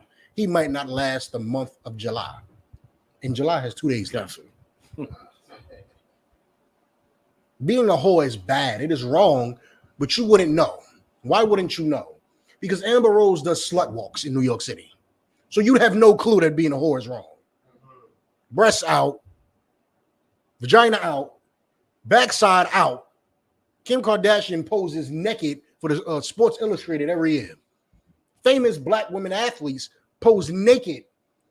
They don't want to be sexualized, though. Please, if you sexualize them, good night. You're going to have to face the wrath of Black Lives Matter. But we pose naked on every goddamn magazine cover for money. Being a whore is common practice in America. It's common practice when you're talking to a woman, you just pray her body count is under the double digits. That's what you do. That's what it is nowadays. And she's still in her 20s. You're praying that she has less than 10 bodies. To, in 2022 terms, that's a virgin. That is a woman who never had sex before. That's right. Sir, she only had sex with 8 men. So basically, she never had sex. Read on 1 Corinthians 7:1. Come. It's the book of 1 Corinthians, chapter 7, verse 1. Mm-hmm.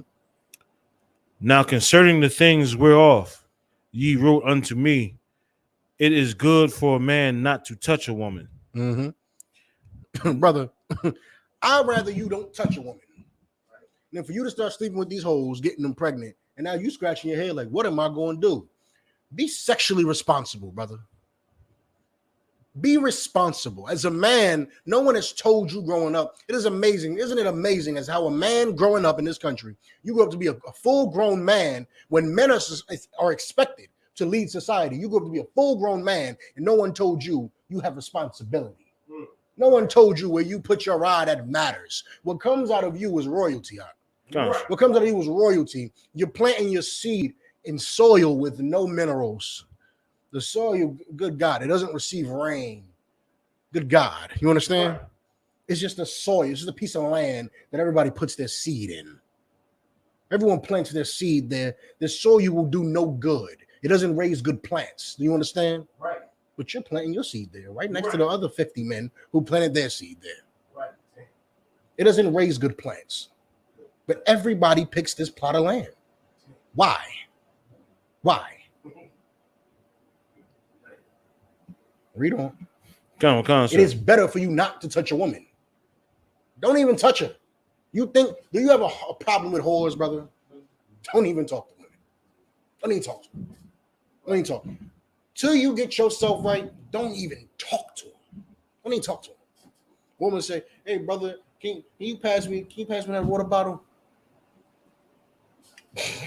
Right.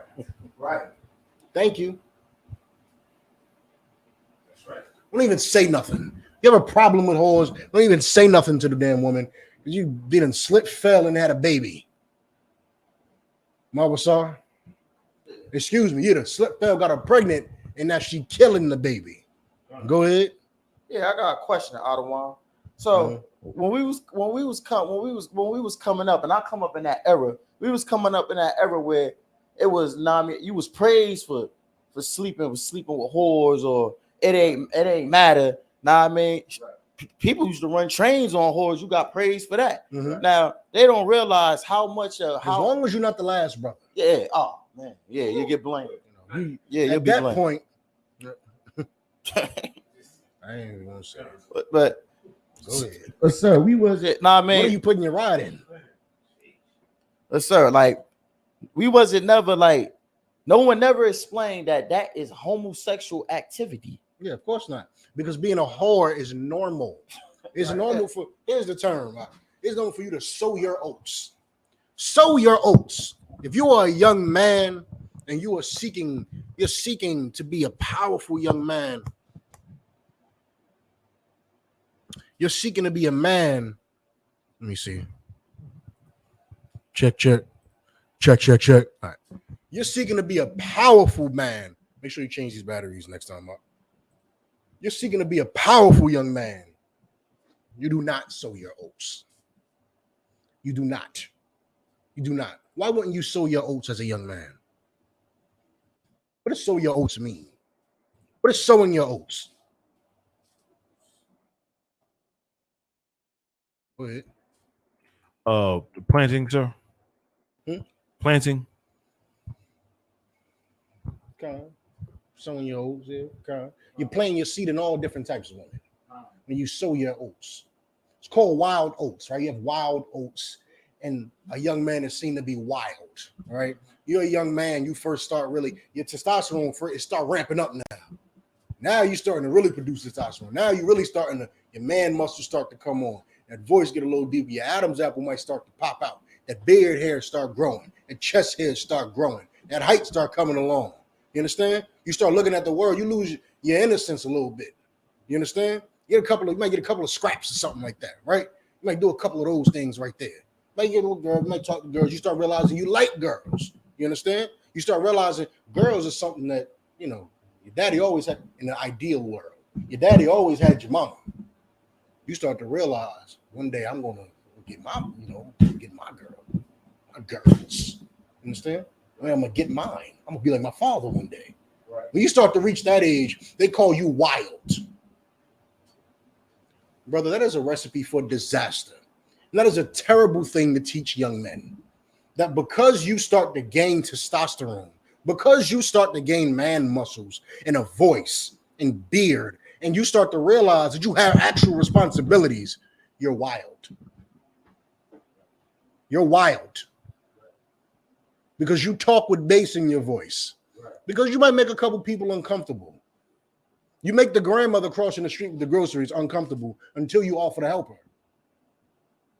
It might make her a little uncomfortable. Like you're standing at the goddamn bus stop looking like you're going to murder something. Right. Until you ask her, hey, can I help you with that? Right. You understand? Okay. It is a terrible thing to tell a young man he's wild. Right. You're not wild. You understand? You're not wild. You should be a tamed lion. That's right. You understand that? Okay. You should be a tamed lion with Christ as your shepherd. You should be a tamed lion, and you should be able to kill on command, and you should be able to not kill when you are commanded. You understand that? You should be able to keep it in your pants if your father says you are not ready to go get a woman yet. Right. Do you understand? Understand that? Read 1 Corinthians 7:1. Give me Proverbs 5:18 first. Oh, counsel. Proverbs chapter 5, verse 18.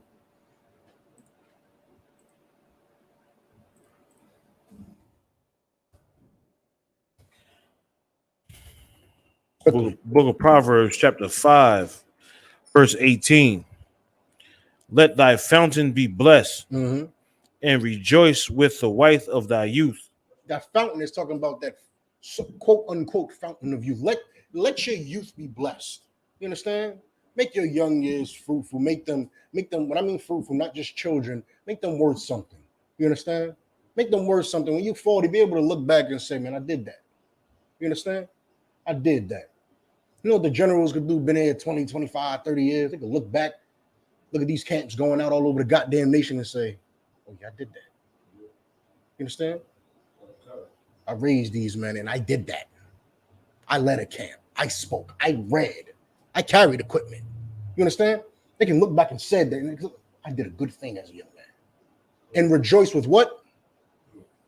And rejoice with the wife of thy youth. And rejoice with the wife of thy youth. You a young man, and you think you ready to sow. You think you're ready to sow some seed, brother. You think you ready to have the responsibility of that knuckle-headed broad. You think you're ready for that? You think you ready? I've done you for 3:30 a.m. calls. Right. You ready for that? Okay. You ready for a broad? You got to tell the same goddamn thing 5 times. Constant. You think you're ready for that? No sweat. It says the what of thy youth? The wife of thy It doesn't youth. say the whore, brother. It doesn't say the woman that everybody knows. It doesn't say the woman that everybody, everybody just knows her. She just, that's Keisha. We all seen Keisha. Keisha was at the pool party shaking that thing last week. Con. We all know Keisha. Right. Go get a wife. Get a wife of thy youth. That's how you sow, for to use the white man's words, that's how you sow your oats out. So you sow your oats. You think you're ready? Don't just go off of the fact that you see her and you want to have sex with her. You think you're actually ready for this? You think you're ready to be a man? Are you ready to be a man? See, being a man, you think you're a man because you're 18. You're not a man because you're 18. You think you're a man because you're 21 and you can go to the store and buy some liquor. I was buying liquor at 17. It didn't make me a man. Right. You understand? It didn't make me a goddamn man. You think you're ready to be a man, brother? There's requirements to be a man. A man isn't something you just grow into because of your age. You can be 35 and a dummy. That's right. You can be a 35-year-old idiot. You can be a wise 18-year-old. You can be a 35-year-old still out here struggling with hoes. 6, 7 kids by hoes, and 2 of them are new. You're a 35-year-old idiot. Or you could be 18, 21, 24, 25, 26, 27-year-old wise man. The choice is yours. The choice is yours. Because these women are whores because you put your rod in whores. That's right. Stop putting your rod in these sluts. When you stop having sex with them, oh man, they'll stop. That's right. They'll stop. When you realize that you're supposed to run the earth, brother, everything around you will form to you. Oh, I gotta be righteous. I can't eat pork. I can't. When the pork sales drop, Poppy had to go in the store go and realize, oh, this chicharron ain't no sell. This pork salami roll, no sell. This ham, no sell. You understand? Right. But if you buy pork, how the hell are you gonna tell somebody don't eat pork if you buy pork? Right. How you gonna say I'm against? Oh man, these women really shouldn't be killing their babies out here, but you're sleeping with whores. Right. Give me 1 Corinthians 7. Constant. Verse 2, sir. Yeah, wherever you left off at. Constant. First Corinthians chapter 7, verse 2. Nevertheless, to avoid fornication, let every man have his own wife. And there's another way right here. You think that you can't stop fornicating, brother? Go get a wife then, brother. Oh, sorry, I just keep sleeping with these hoes and they keep leaving. Well, brother, you should focus your attention on righteous women. Maybe you should get a wife. Maybe you should get a wife. Stop trying to get one off. You keep trying to get one off. Stop trying to get one off and go get one. You understand? And before the Christians come on here and say hallelujah, we'll get a couple of them. We'll get a couple of them. You ain't got to, instead of trying to get one off every goddamn couple of days with these hoes, you know she's sleeping with 3 other dudes. You don't care as long as you ain't got the responsibility of teaching her and being the one that she calls when there's an emergency. You don't want that responsibility. You just want the guts. That's it. I want them insides. I don't want the responsibility that comes with it. I don't want to have to lead my family to God. Oh no. Let me not do that. Go get a couple of them. Go get a couple of them. And then while you at it, stop eating pork, shrimp, crab, and lobster. Right. Go get a couple of them and stop eating pork, shrimp, crab, and lobster because a brother like you is needed to run the earth. It shouldn't be historic that Roe v. Wade got overturned. Do you understand that? It was not an issue when 800,000 babies was getting killed. Nobody was in the media marching about that. Nobody in the media, they piled up outside that goddamn Supreme Court house. They piled up something fierce saying fight for abortion rights, fight, stand up for the right for women to choose, and women over here complaining. And a man shouldn't tell a woman what to do. It's a Hispanic sister. That just broke my heart. A man shouldn't tell a woman what to do. Whoa. I'm sitting here looking at you like, good God, you done came over here and got Americanized, haven't you? Your father would never support what you're saying right now. Disgusting. Read on. Come, sir. And let every woman have her own husband. Say that again. Let every woman have her own husband. So while he got 4 of y'all just got one of him. He got 4 of y'all, there's one of you. Excuse me, there's one of him. And that's your husband. He the one that tear that thing up. Right. Him and him alone. You can't go talk to a Jerome. You can't go talk to a Waukee. You can't go talk to anybody. He tears that thing up. And if you get pregnant, you don't have an option. Do you understand me?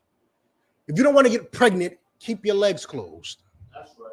Keep them closed if you don't want to get pregnant. Here's the problem, too.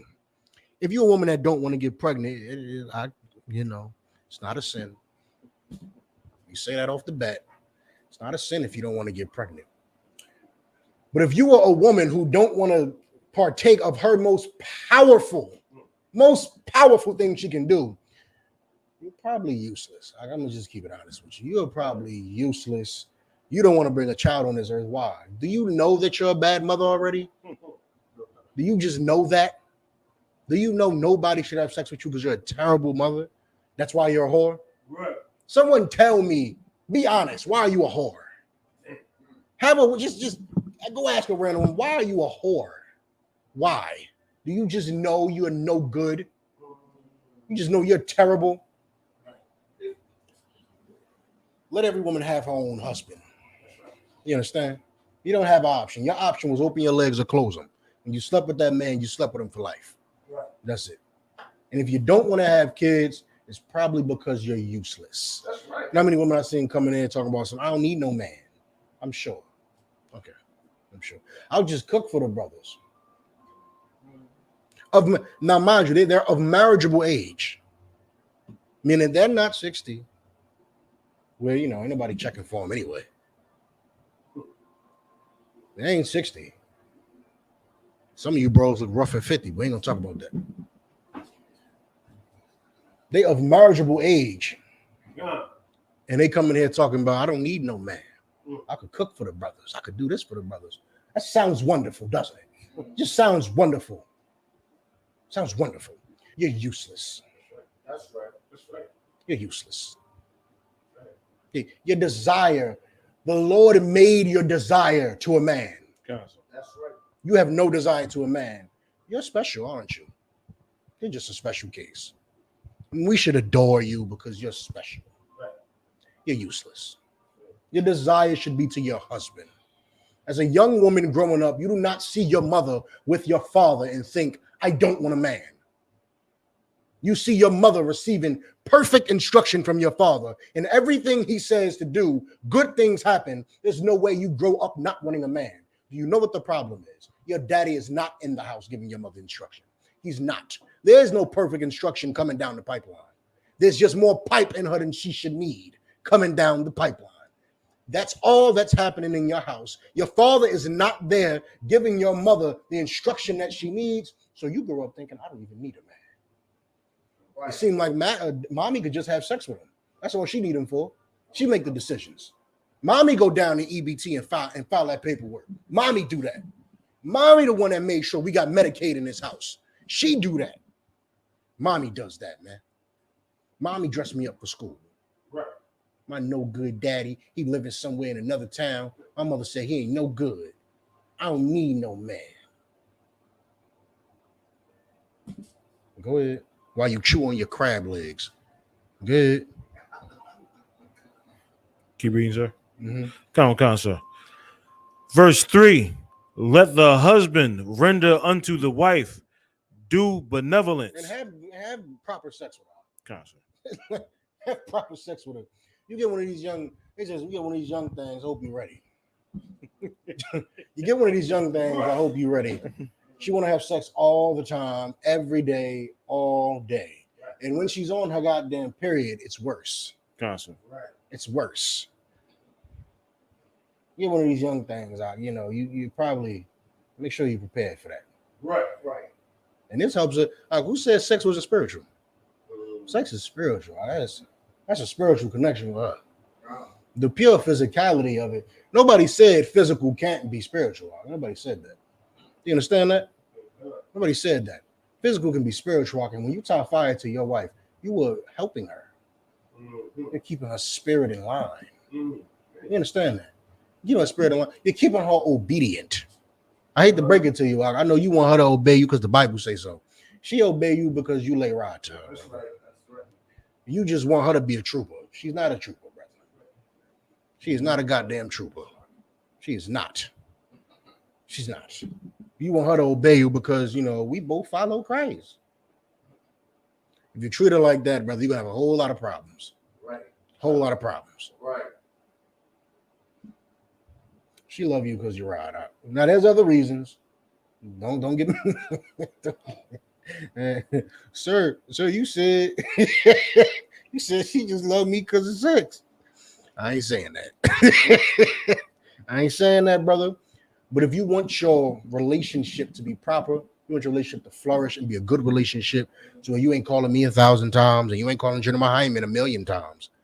If you want that type of relationship, brother, you do have to give her due benevolence. Right. And I'm going to ask for you brothers to stop saying that to me when outside of reading the scriptures.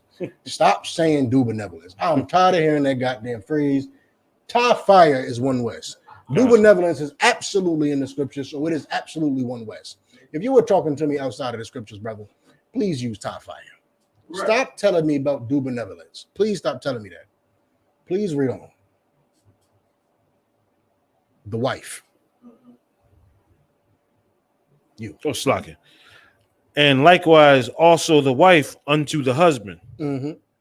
The wife, meaning you getting mad, you cannot withhold that box. constant. You cannot. Now, of course, you and all your silliness break this every week, don't you, woman? Right. Right. You break this every goddamn week. Right. Right. Every week. I thought you said that you was gonna spend some time with me. Oh man, I gotta cover this class though. Woo, woo, woo. Click. She'll never click on you. Click. Now you can't get none. Now you can't get none. You know, a weak man is going to ask why. A strong man is going, you know, you're going to hop in the car, drive 15 minutes to Sharice's house and tear that up. Salakia. He's going to go to the other one's house. You understand? That's right. A wise man is not going to ask her why. You know why, brother. You know why. Because you put the Lord before her. She's mad. Right. She's mad. She's upset. Well, you can stay mad. I can't help you with that one. Right. I can't help you. But Sharice said she got something special for me, so I'm going to go ahead and leave tonight. Right. You know, you call me when you feel better. Call me when you're not angry. You cannot hold that box back because you are angry. And if you have a demon, and brothers, if she got a demon on her, right, and she being so goddamn difficult, it's not the wisest thing to be holding the rod back for 3 months plus. Right? You give Satan room to get up in there. You understand? Now, she should be loyal to you through thick and thin and everything. You understand? She should be loyal to you through whatever. However, she is a weaker vessel. And I'm not saying she's going to cheat on you, brother. If you got a woman that's going to cheat on you, good, you know, I wish you a happy marriage. However, give her the damn sex out. Maybe she's arguing with you because you don't give her enough sex. You ever thought of that one? She might be arguing with you because you just ain't, you're not doing it enough. You just ain't doing it. You come in the house and go to sleep. She know you ain't got class tomorrow. She know you ain't got camp tomorrow. She's scooting that thing up on you while you sleeping. You like, no. Here you go. This won't bang on me. Turn your back to her. She want to hang the phone up on me. Yeah, sometimes, brother, it's better to take your frustration out on her. Right. You understand? Right. Sometimes that's better because she is a child. She's childish. She does not understand logic. Logic to you is, you know, you hung up on me. I shouldn't even, that's disrespectful. I shouldn't even talk to you, man.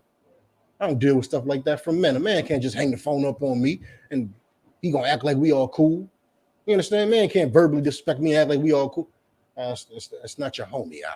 That's not, she ain't a trooper. It's not your homie. It's not your friend. That is your wife who also acts like a child. You understand? All right. Read on. Come on, sir. The wife have not power over her own body. You ain't, bro. You cannot kill that goddamn baby. You cannot. My body, my choice. Read it again. If y'all ever wanted a scripture for that bull snot, my body, my choice. Read it again. The wife have not power over her own body. I'm not married. Of course you're not married because you're a terrible woman. You're terrible. You're disgusting. You are absolutely disgusting. Of course, no one will marry you. Unfortunately, what you think is marriage is wrong. You think because nobody spent a 3-year salary on your goddamn ring finger. Who the hell start calling it a ring finger anyway? Goddamn ring finger. You think because somebody ain't spent 15 racks on that goddamn second finger on your damn hand. If you count from the thumb, the full finger, that bull snide finger that you got on your goddamn hand, you think because somebody ain't spend 15K and put a rock on that damn thing, you ain't married? He ain't got a choice in what's in your stomach, but you let him in your stomach. Right. He ain't got a choice of what's in your stomach, but you let him in there. You're disgusting. You're disgusting. And you don't have power over your own body while we're at it. How about that? If you are pregnant, you do not have power over your own body. You don't.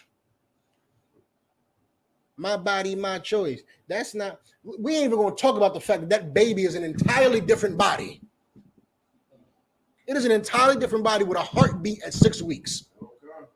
We're not even going to talk about that's an entirely different body.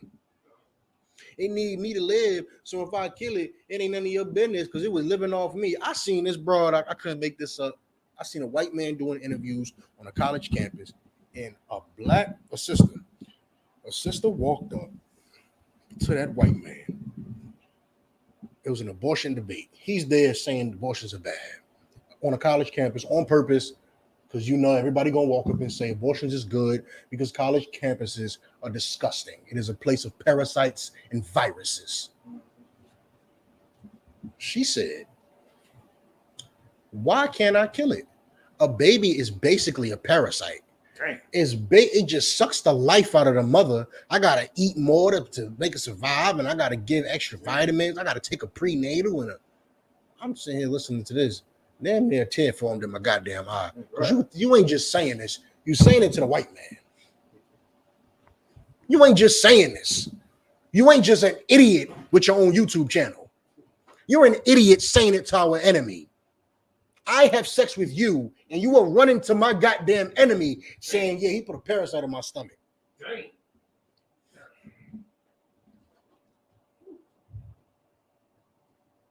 You don't even got power over your own body, let alone that baby body. That's right. Do you understand that? So before you even think about killing that damn baby's body, suicide is against the law. Suicide is murder. It's just murder of yourself. It's self-murder. And you don't even have the power over your own body to kill yourself. That is murder to the Lord, and he will not acknowledge it when you come back to life. You will come back as a crack baby or something terrible because you chose to commit suicide because of depression.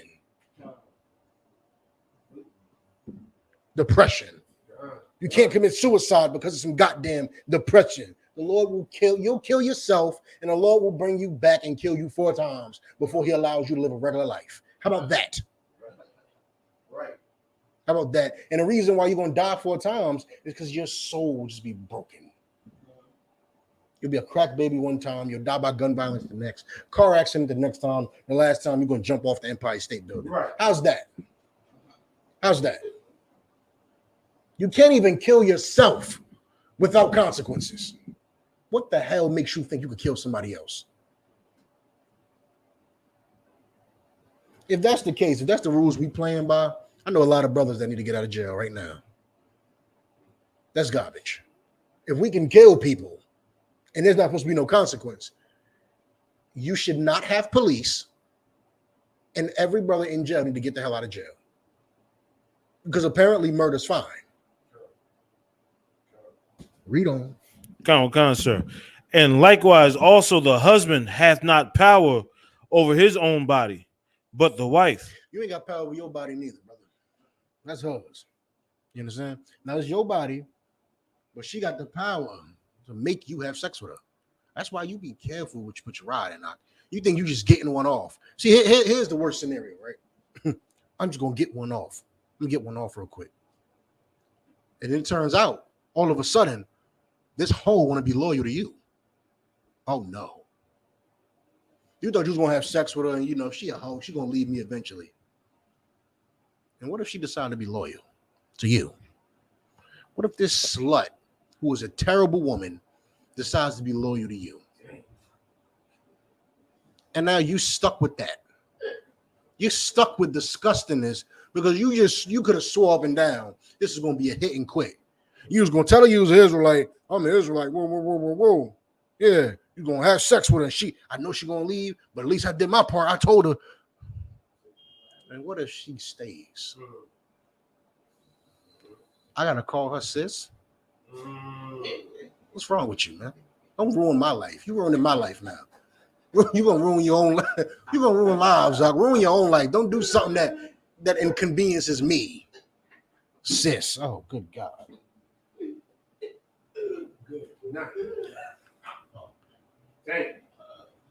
Be sexually responsible, man. Right. Be sexually responsible. So these things ain't a problem. These things ain't a problem, man. Don't have sex with a woman who. Let me tell you something. There's a couple things you should ask a woman for in 2022 when you go on a date her. I ain't saying you gotta take her to Olive Garden and pay for the meal and all that. I ain't saying a date like that. When you start talking to a broad, there's a couple things you should probably ask her. One, was you born a woman? Two, go ahead. Is Dwayne Wade your father? Is Dwayne Wade your father? Were you born a woman? That's one. Two, how do you feel about abortion? The second one, and it's very important, is how do you feel about abortion? It's the truth. I'm not saying something a lie. What was that, Connecticut, that said that transgenders could change their birth certificate now? Because I was saying, I remember back in 2017, I was saying on the corner, I'm over at camp, you got to show me your birth certificate. And one of these damn states came out and said, you could change your birth certificate. I said, you got to show me a baby picture. Yeah, come on. You know what I'm saying? You got something, man. I need to go meet your mother and your father. They got to break out the family book album, all that. Talk to your aunts. Now, really, you want me to be part of the family? Here we go. Right. You wanted me to meet your family and all that? Now I have to. Because I don't even trust what the hell you're saying to me no more. Like one very important question is, how does she feel about abortion? Have you ever had an abortion? Ask them that. Somebody's having these abortions. It's 800,000 of them a year. Somebody's having them out. Right. You think the woman you talk to ain't had one? Somebody having them. Somebody got to be.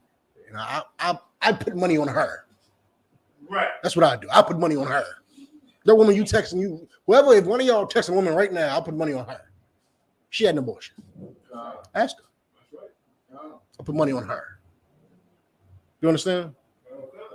An abortion does so many terrible things to your body. You could develop breast cancer from unused milk. What's that thing? You get blockage of your tubes. It's like you get an inflammation in your body and it blocks your tubes. You get clots that block your tubes inside your body that prevent you from having a baby anymore, because the Lord said, you would dare kill my child?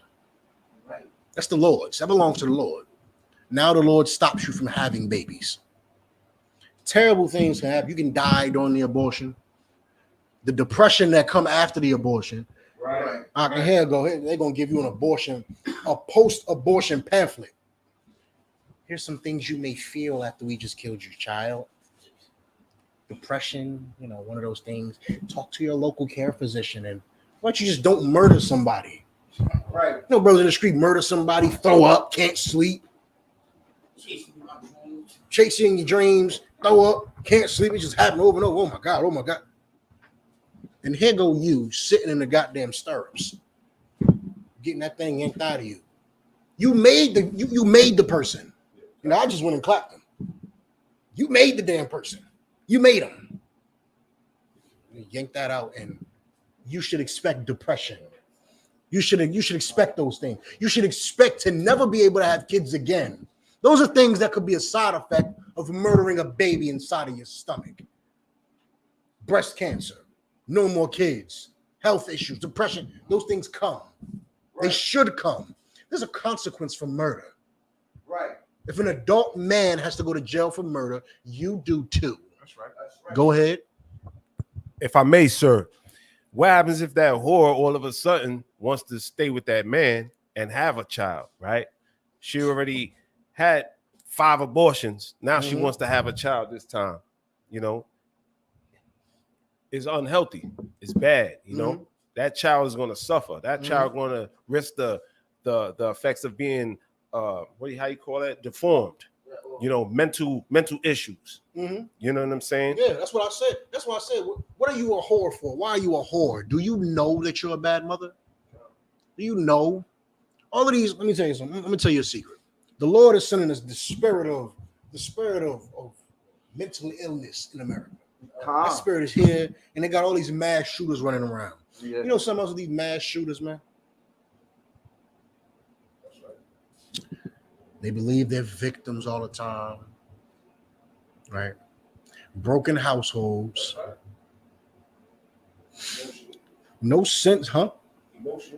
Emotional, no households, usually no father, right? No father. Been touched on. A bunch of things that would be fixed if you had a traditional family. Right. If you had a father and a mother.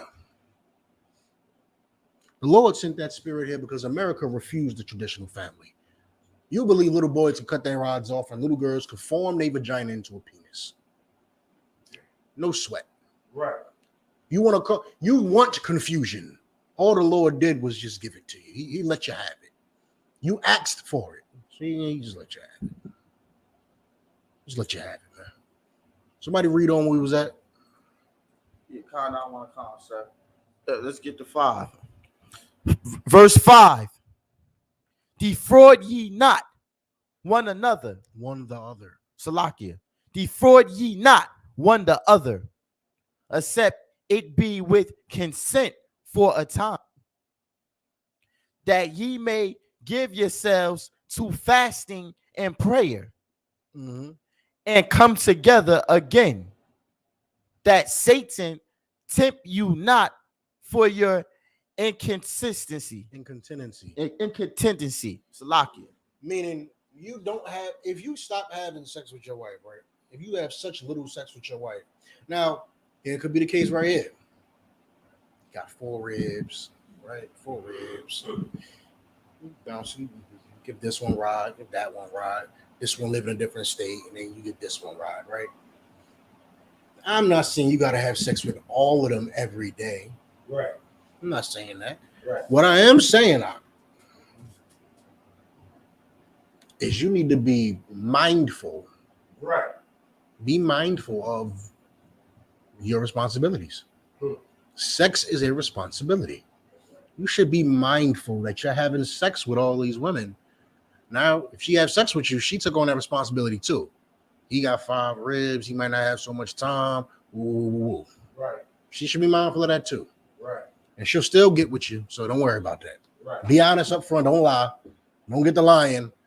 I ain't got no ribs. This is me and you, baby. Right. Yeah. Right. Be honest with her, but don't not have sex with her for too long because you're giving Satan room to work on her. That's right. And to work on you. Y'all have an argument. Cool. Had an argument. Whatever. She can't run your life. And she can't be allowed to run a relationship, or there won't be a relationship. So if you need to have that argument, have that goddamn argument and crush her. We win everything. Crush her. Crush her in the argument and make her realize she should have never argued with you. Absolutely. Crush her. After you crush her, brother, don't hold the grudge. Don't hold the grudge. Crush her and then tell her, come here. Right. You understand? Crush her and say, come here. Now come here. There's something to show you. Do that. Don't crush her, storm out the house like a child yourself. And, you ain't going to speak to her for 3 weeks because, The first one to call loses. It's a sucker, man. He's a sucker, man. I won already. I win everything. I hope you do too. Win everything with her. You understand? Every goddamn thing. Win. You feel like you should call? It's right. Why? Because you wanted to. I wanted to call and win the argument. So it's right. Because I did it. Don't think, oh, I shouldn't do it because she didn't call me first. And woo. Stop. Do you feel like you should call? Yeah, because she got me fucked up. Excuse me. She got me, you know what I'm saying? She got me messed up. Call her. Call her and tell her how she got you messed up. Call her and tell her who the hell you think you're talking to. You understand? Who in the hell do you think you're talking to? And as a matter of fact, where you at? Where you at? Come here now. You understand? You understand? That's how you handle that. I don't get mad at her and then hold a grudge. She do enough of that for the both of y'all. You got to be the example of how not to do that. Because if y'all both start holding grudges, your marriage is just gonna fail. You understand? Now, of course, everything I'm saying, one sister's better than another. One broad, something small, the broad mad for 3 weeks.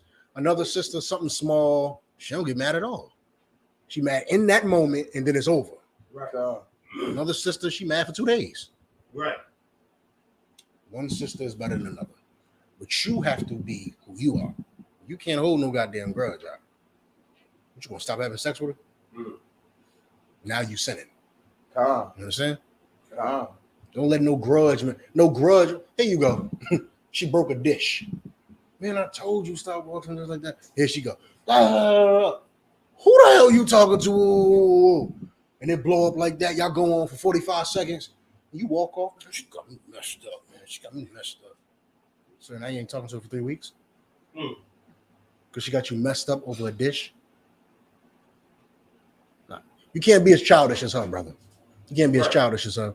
And that's going to make your marriage succeed because you need wisdom and everything in life. The reason why it was historic, this goddamn disgusting law got overturned, is because there are weak men sitting in power. That's right. There's weak white men and weak black men and weak Hispanic men sitting all on top of the United States of America.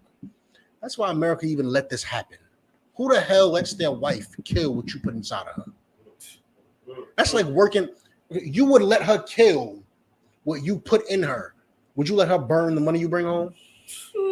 Would you go work? Would you go to work, bring home cash, sit it right there, and watch her put a damn light into it? No, you wouldn't let her burn your money, would you? Because you worked hard for that. You worked hard for that, right? Well, it's hard being a man. It's hard. You gotta be very responsible. You understand? Very responsible. You have to be wise with your decisions. She can't kill that. Right. You understand? She can't kill that the same way she can't burn my check when I bring it home. You understand? My baby's much more valuable than the check, but the analogy stands. You can't burn my check and you can't kill my baby. Right.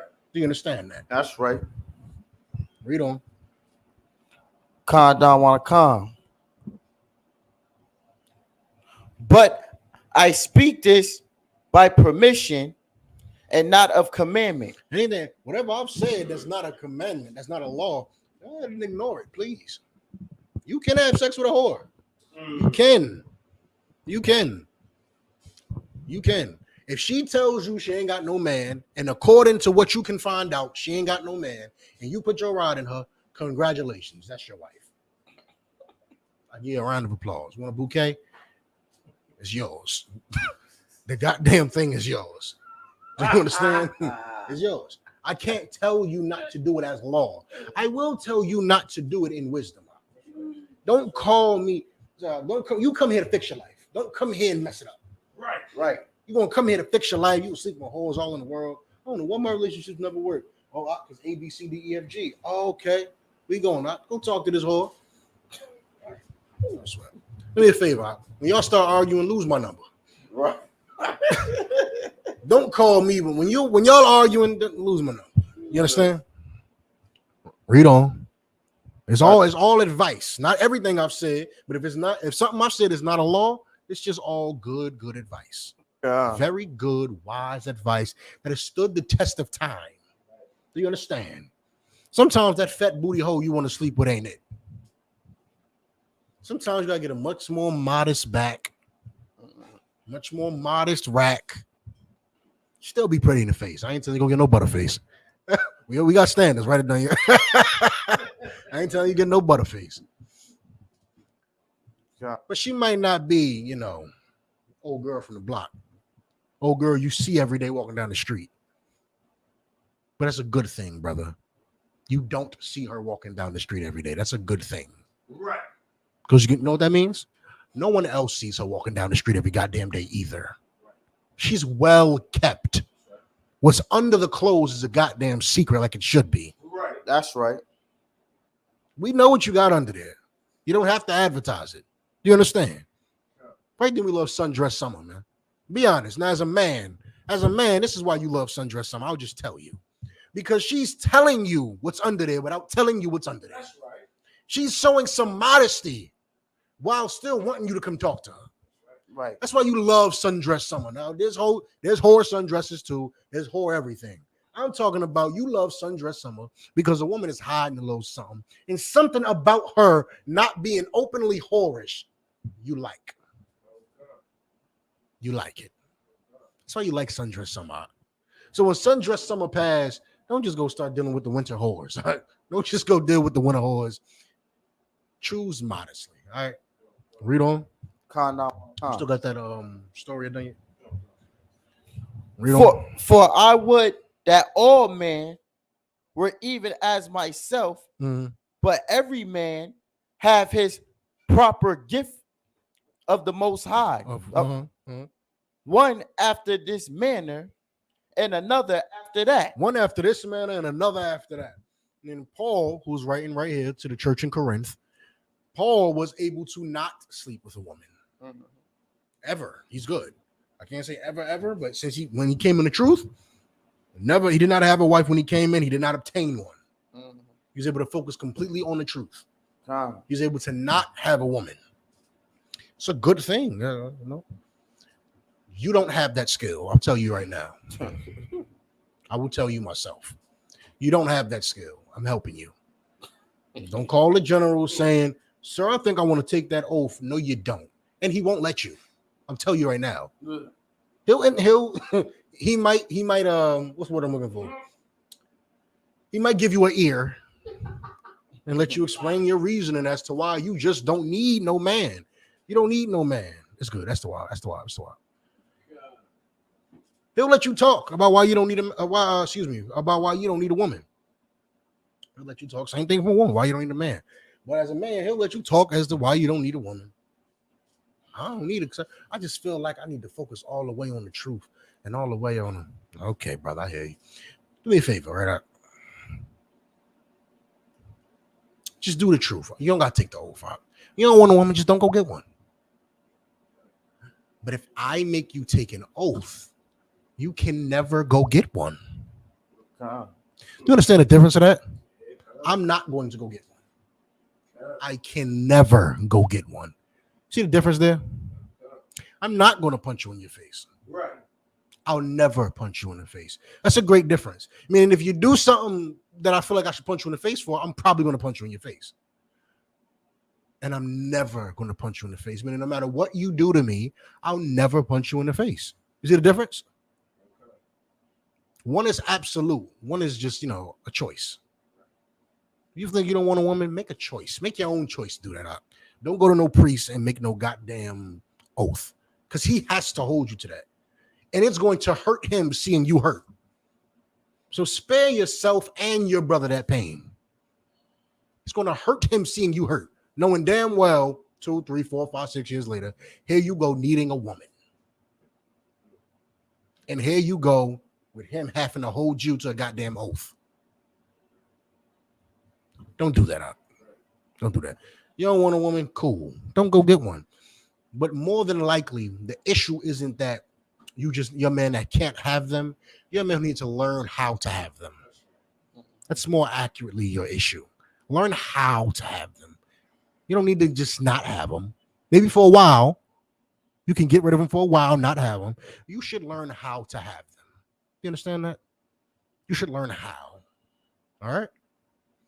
Done you go back to that story?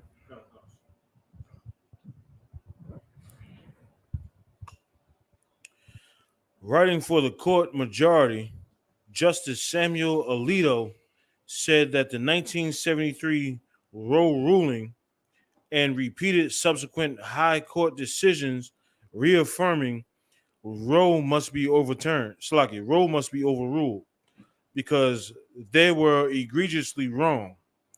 The the arguments the arguments exceptionally weak. But once the white man got something right, now he sound like he's Italian, so I will call him a white man, Alito. The argument's exceptionally weak. They based this off of privacy, meaning the 14th Amendment says something about privacy in that damn thing. I had to go back and look at it. Let me pull it up right now. Hold on.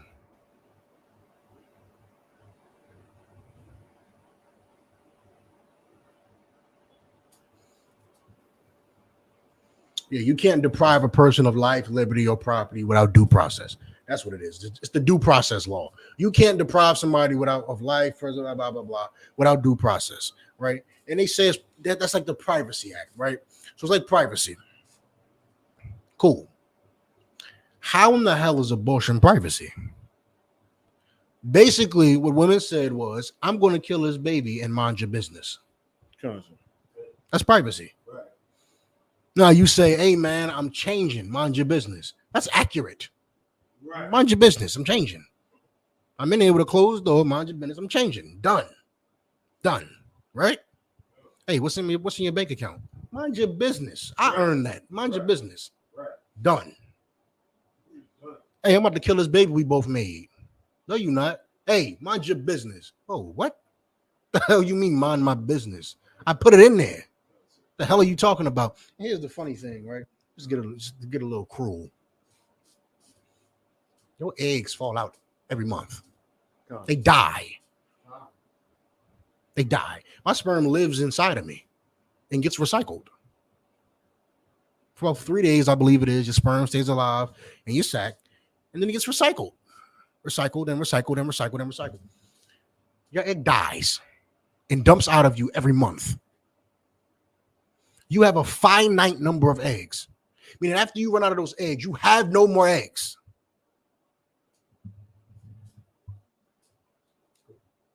I could make a claim that I have more right to that baby than you do. Gotcha. If you wanted to play those word games, right? You wanted to play the scientific word games and all that. One could do that. But see, the law doesn't have to do that. The law can just tell you that your body's not yours. You understand? Your body's not yours. A woman never had a good argument to kill a baby. You understand? Even in the world, if you was to try to take a worldly argument, it was never good. Their argument was privacy. Well, the life came from my testicles. You had an egg that would have died without me. I saved you. I saved the egg. You understand that? I saved that egg because that egg was going to die. That's an argument you could make in the world. Women never had an argument for abortion. The argument of privacy was never valid. It never was. And the woman, one of the justices, Ruth Bader Ginsburg, who passed this, right? I think it passed 7-2 in the Supreme Court. She was one of the 7, obviously. She said, this law will not stand because abortion is not a part. While she voted for it, though. Hey, I'm going to make sure I can kill these babies right now, but I know a time will come where this law will not stand. Meaning, I don't care what's good and right. I'm going to help y'all do this for right now. But in the future, I know this law is going to get shot down. She said abortion is not a privacy concern. You understand? Abortion is evil. You know, make sure you question these women about it. Let me see. That was it on 7. Any questions?